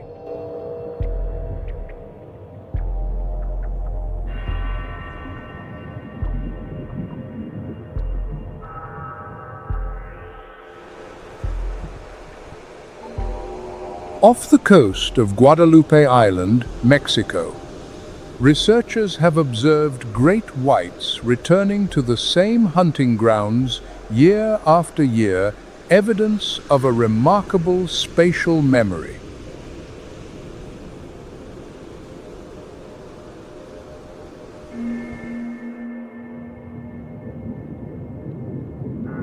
Each great white possesses a unique pattern along the trailing edge of its dorsal fin, like a fingerprint. This allows scientists to identify and track individual sharks across decades.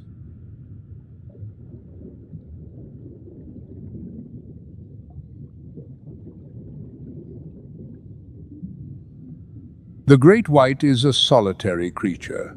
It does not hunt in packs. It does not share territory.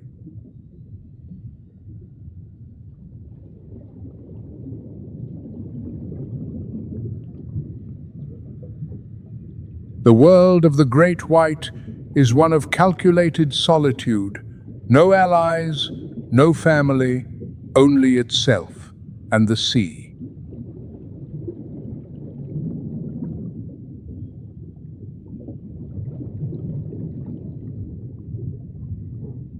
But even the apex of the food chain has something to fear.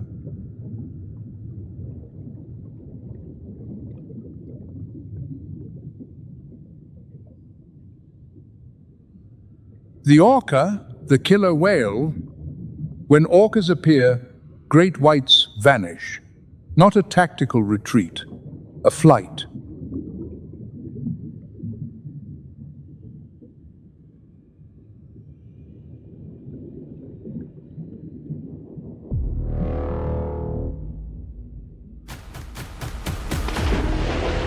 Researchers have documented the phenomenon.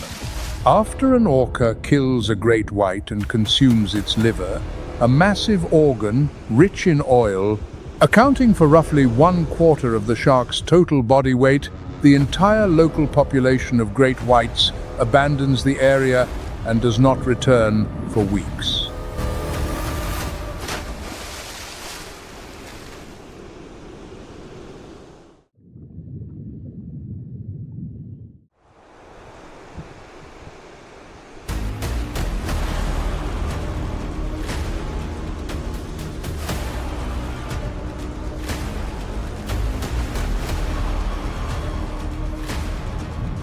The creature that sows terror, it turns out, knows terror itself.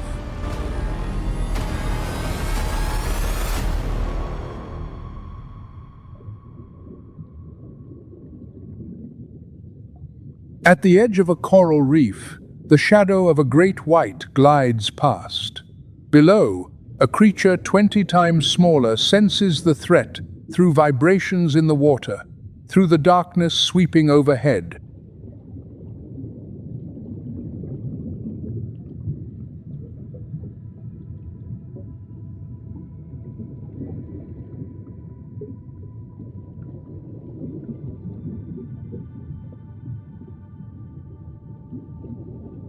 A hawksbill turtle stops feeding and begins to flee.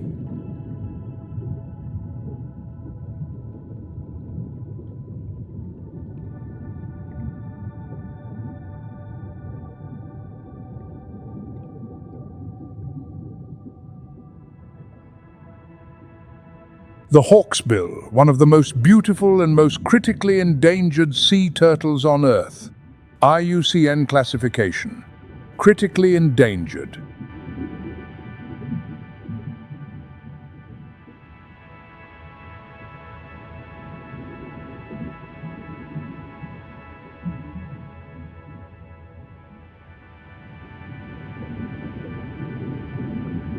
Its shell, a breathtaking mosaic of amber and deep brown, was once the very thing that drove humanity to hunt it for centuries.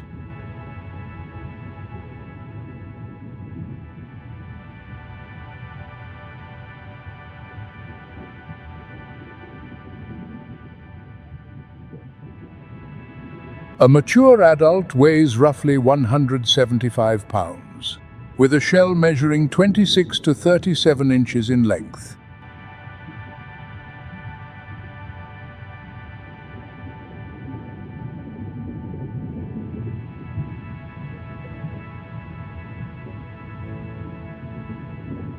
Minuscule compared to any of its enemies: great whites, tiger sharks, bull sharks, saltwater crocodiles.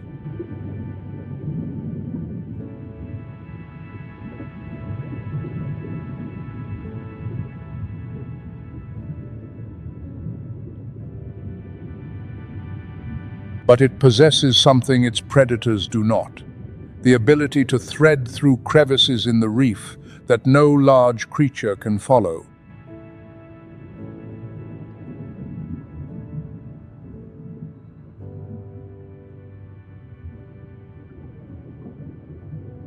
A flattened body, a thin shell, and two pairs of flippers equipped with sharp claws, allowing it to grip rock and haul itself into the narrowest gaps in the coral.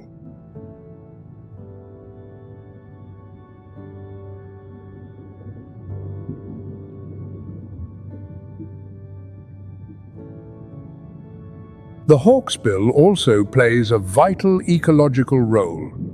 It feeds almost exclusively on sponges, organisms that most other species cannot digest due to their toxicity.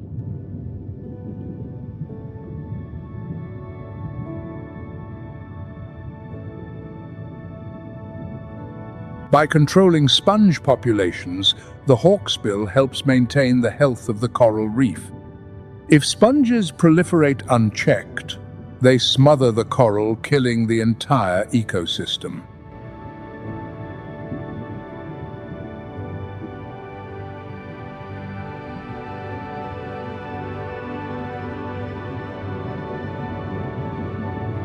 A species teetering on the edge of extinction, whose disappearance could trigger the collapse of coral reefs across the Pacific.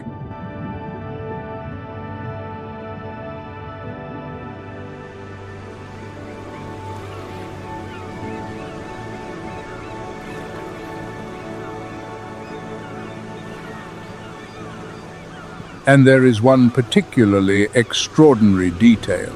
The sex of hatchlings is determined entirely by the temperature of the sand in which the eggs incubate.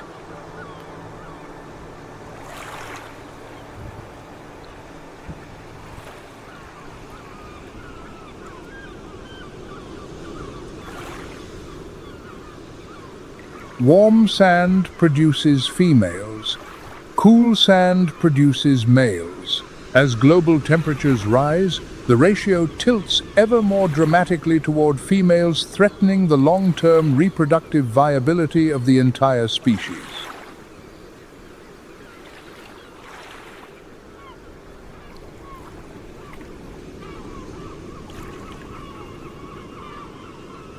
When nesting season arrives, the gauntlet becomes longer than ever.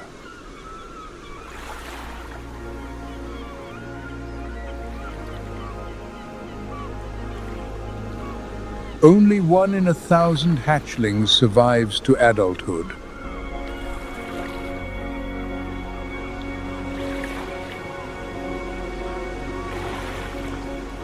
One in 1,000.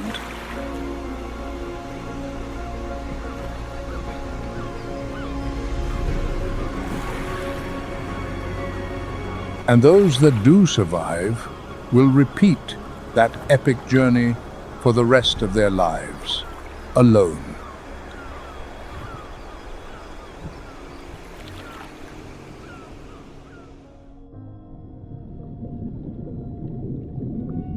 But not every species in the Pacific fights alone.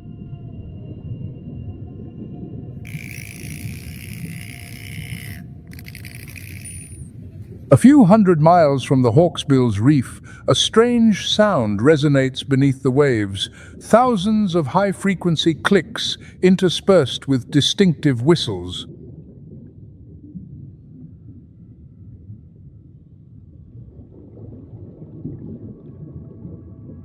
A pod of bottlenose dolphins is assembling, and they are not fleeing, they are preparing for battle.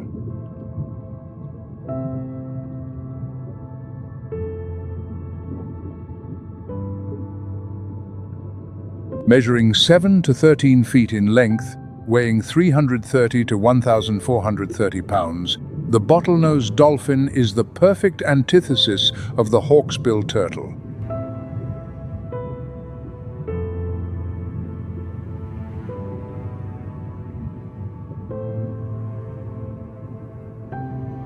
Where the hawksbill is solitary, dolphins live in groups from a few dozen to several thousand individuals. Where the hawksbill flees, the dolphin stands and fights.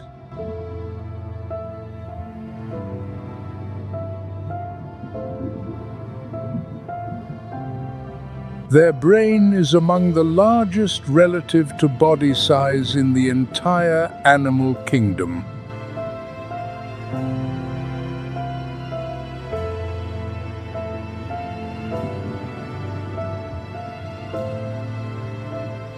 And that brain is equipped with echolocation from the melon on the forehead. The dolphin emits high-frequency clicks.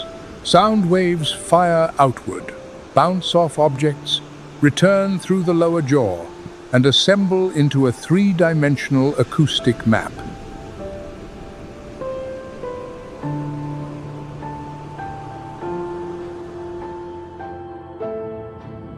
They see with sound in murky water, in total darkness.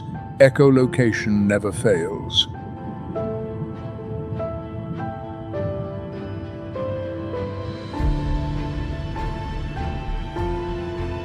But what is even more extraordinary is the signature whistle. Each dolphin possesses a unique call, distinct from every other individual.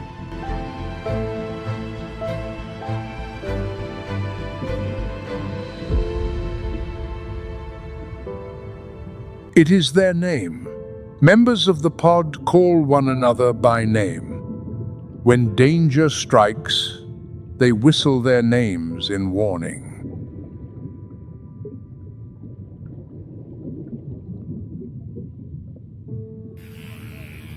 A society with language, with individual identity, with collective tactics.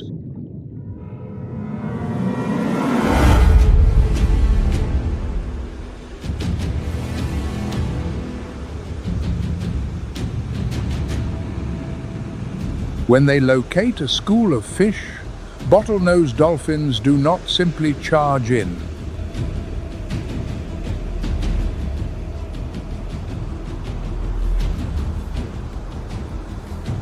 They take turns, each dolphin surging forward, using its powerful tail fluke to stun the fish before swallowing them whole.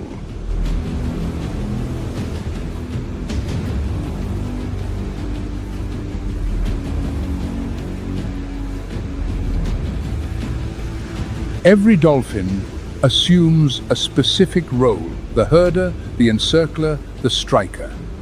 And they rotate, ensuring every member of the pod is fed.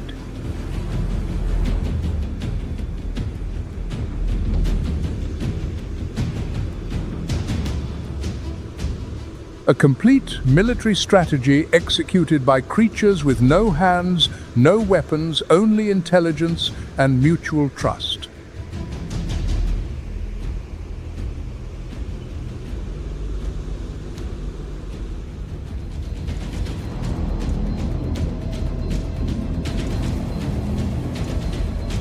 When a dolphin is injured or ill, the pod does not abandon it. They support the wounded member at the surface so it can breathe, sometimes for hours at a stretch.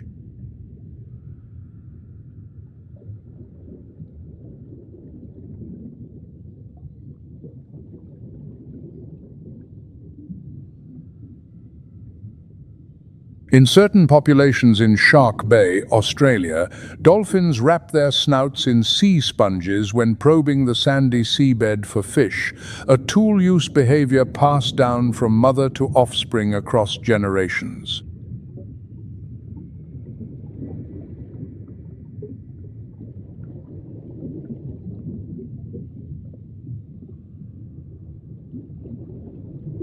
Dolphin society operates on a fission-fusion model, groups constantly splitting apart and merging back together, fluid as the water itself.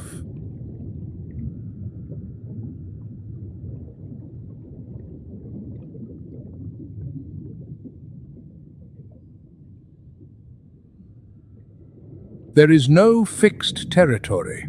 When food is plentiful, groups merge into superpods. When food grows scarce, they break into smaller units to reduce competition.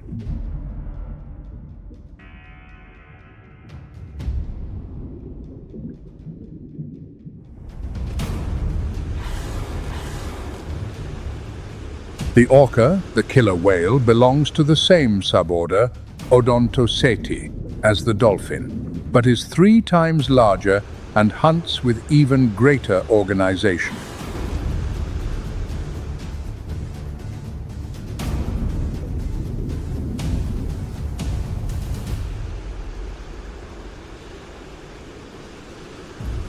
When orcas appear, bottlenose dolphins close ranks, form a defensive formation, and if possible, flee.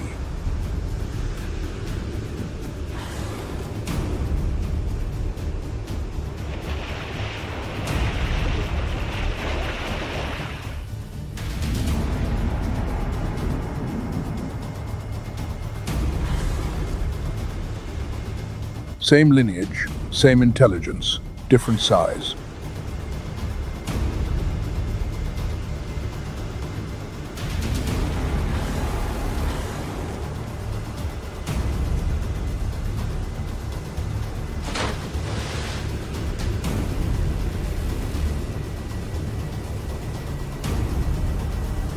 And in the ocean, size is still the ultimate currency.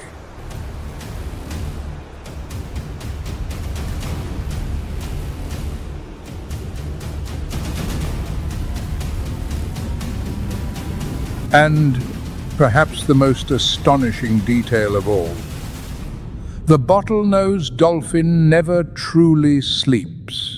It practices unihemispheric sleep, resting only one half of the brain at a time, keeping one eye open, always scanning for predators.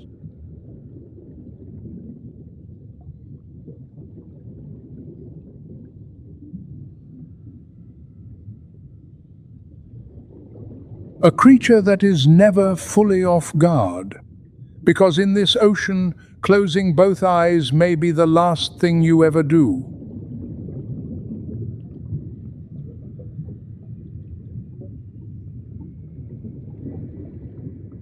The survivor in the Pacific is not the strongest, nor the fastest.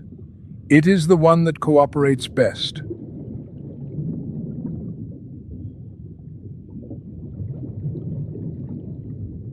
But in this ocean, whether you hide or fight, whether you are tiny or colossal, fear never ends.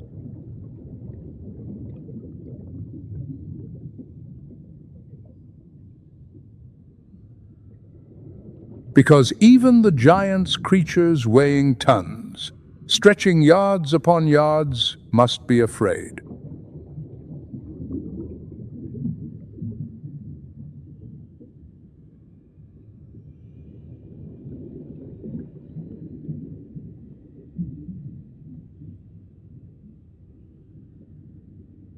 At a depth exceeding 1,000 feet, where sunlight is nothing more than a fading memory, a colossal silhouette glides through the silence.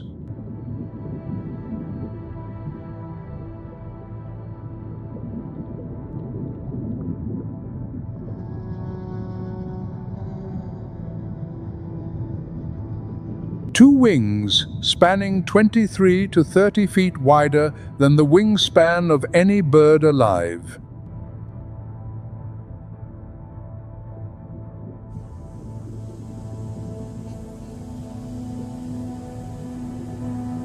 The manta ray, the gentle giant of the ocean,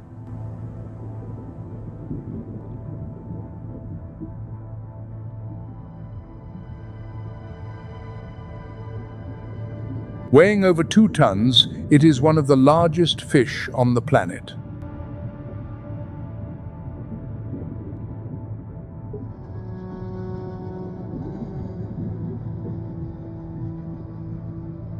But unlike the great white, the manta ray has no serrated teeth, no venom, no offensive weaponry. It is a filter feeder, a creature that sieves the sea.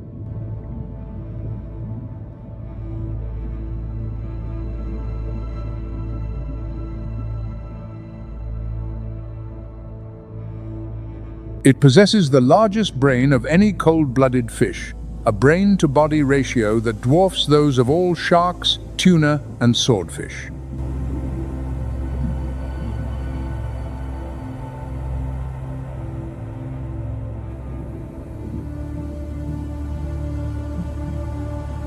Long-term memory. Complex social behavior at cleaning stations where small fish remove parasites from its skin and mantas queue in orderly lines as though they understand the very concept of waiting one's turn.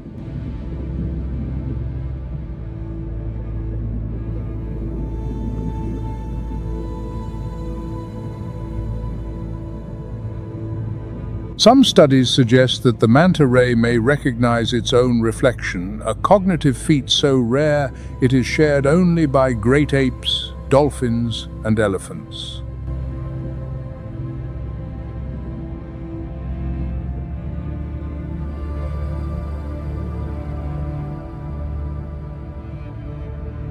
A lifespan of 40 to 45 years longer than many species of shark.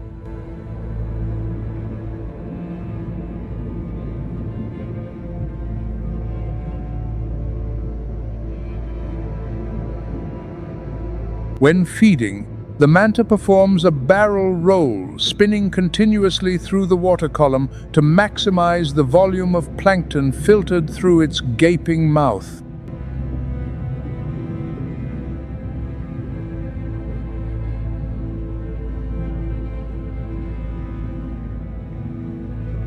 Sometimes multiple individuals align in sequence, forming a feeding chain to exploit dense plankton blooms.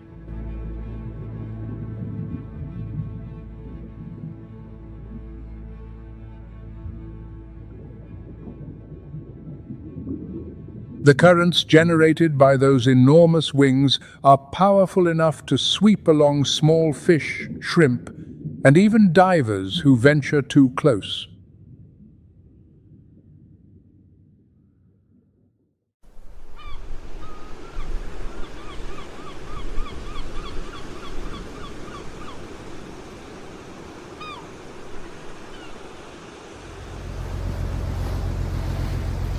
But there is one final predator, one that stands outside every food chain, threatened by no species, yet threatening them all. This predator has no fins, no fangs, no ampullae of Lorenzini.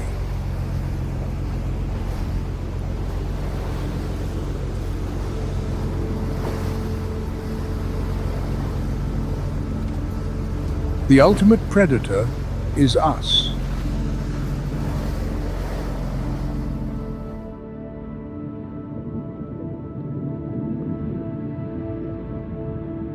The hawksbill turtle, critically endangered. Its amber shell is still traded on the black market.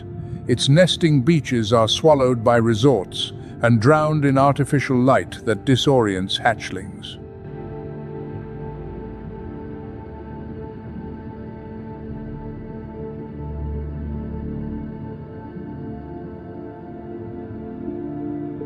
The bottlenose dolphin, thousands perish each year as bycatch, entangled in trawling nets, accidental deaths that no species has evolved quickly enough to avoid.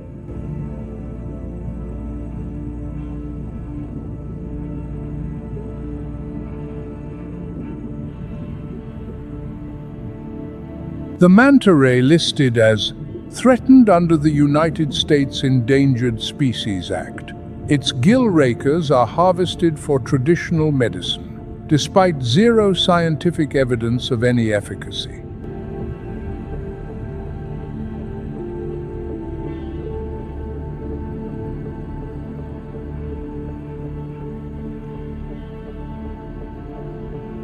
The great white shark, tens of millions killed every year, the vast majority for their fins alone. A single bowl of shark fin soup is erasing the apex predator of the ocean.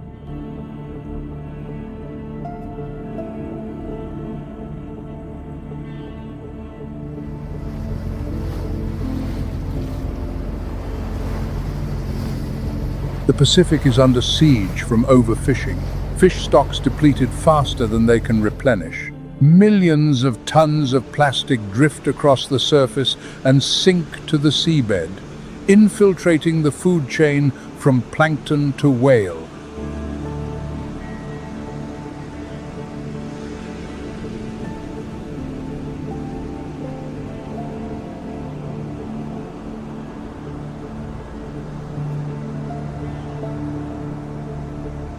Plastic, the invisible enemy.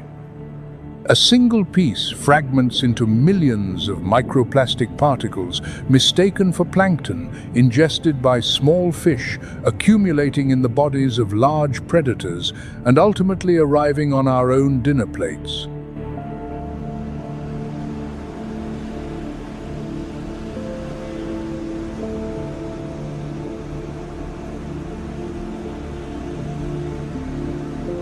Climate change is not merely altering temperature, it is redirecting ocean currents, shifting where plankton congregates, redrawing the entire map of migration.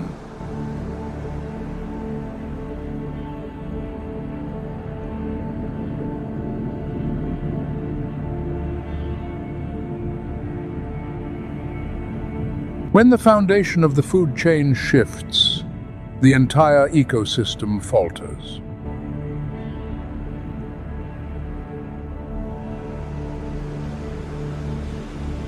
Oil spills, ocean acidification.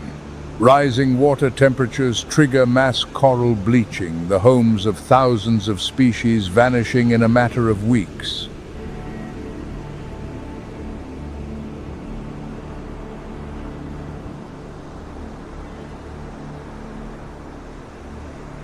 The ultimate predator has no fins, no teeth, yet its destructive power surpasses anything the ocean has witnessed in 300 million years.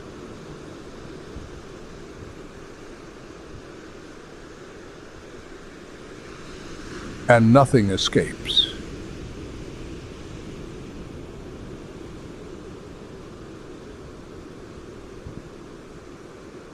But the Pacific is also telling another story, one of recovery.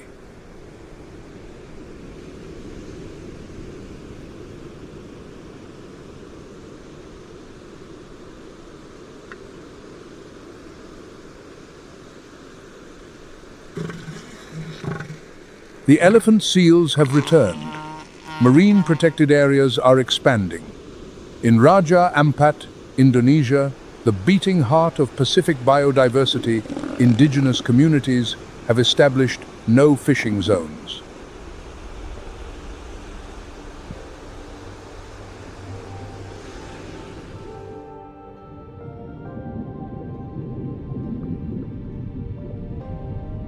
Manta rays have returned. Coral is regenerating. Sharks are reappearing.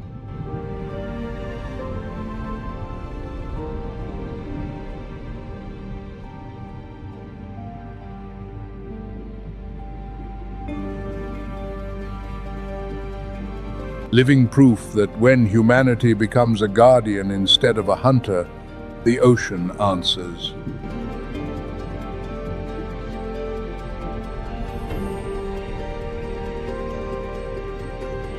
Remove the great white and ray populations explode. Rays devour the scallops. Fishermen lose their livelihoods. Every link removed from the chain triggers consequences no one can foresee.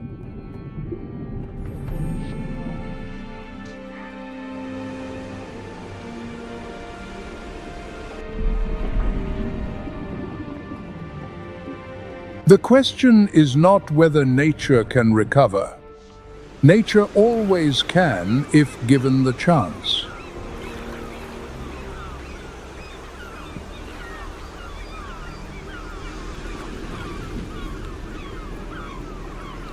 The question is whether we will give it that chance.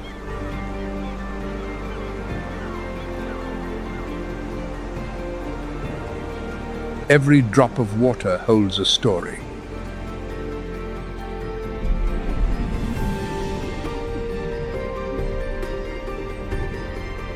Every creature is a link, and the chain is only as strong as its weakest one.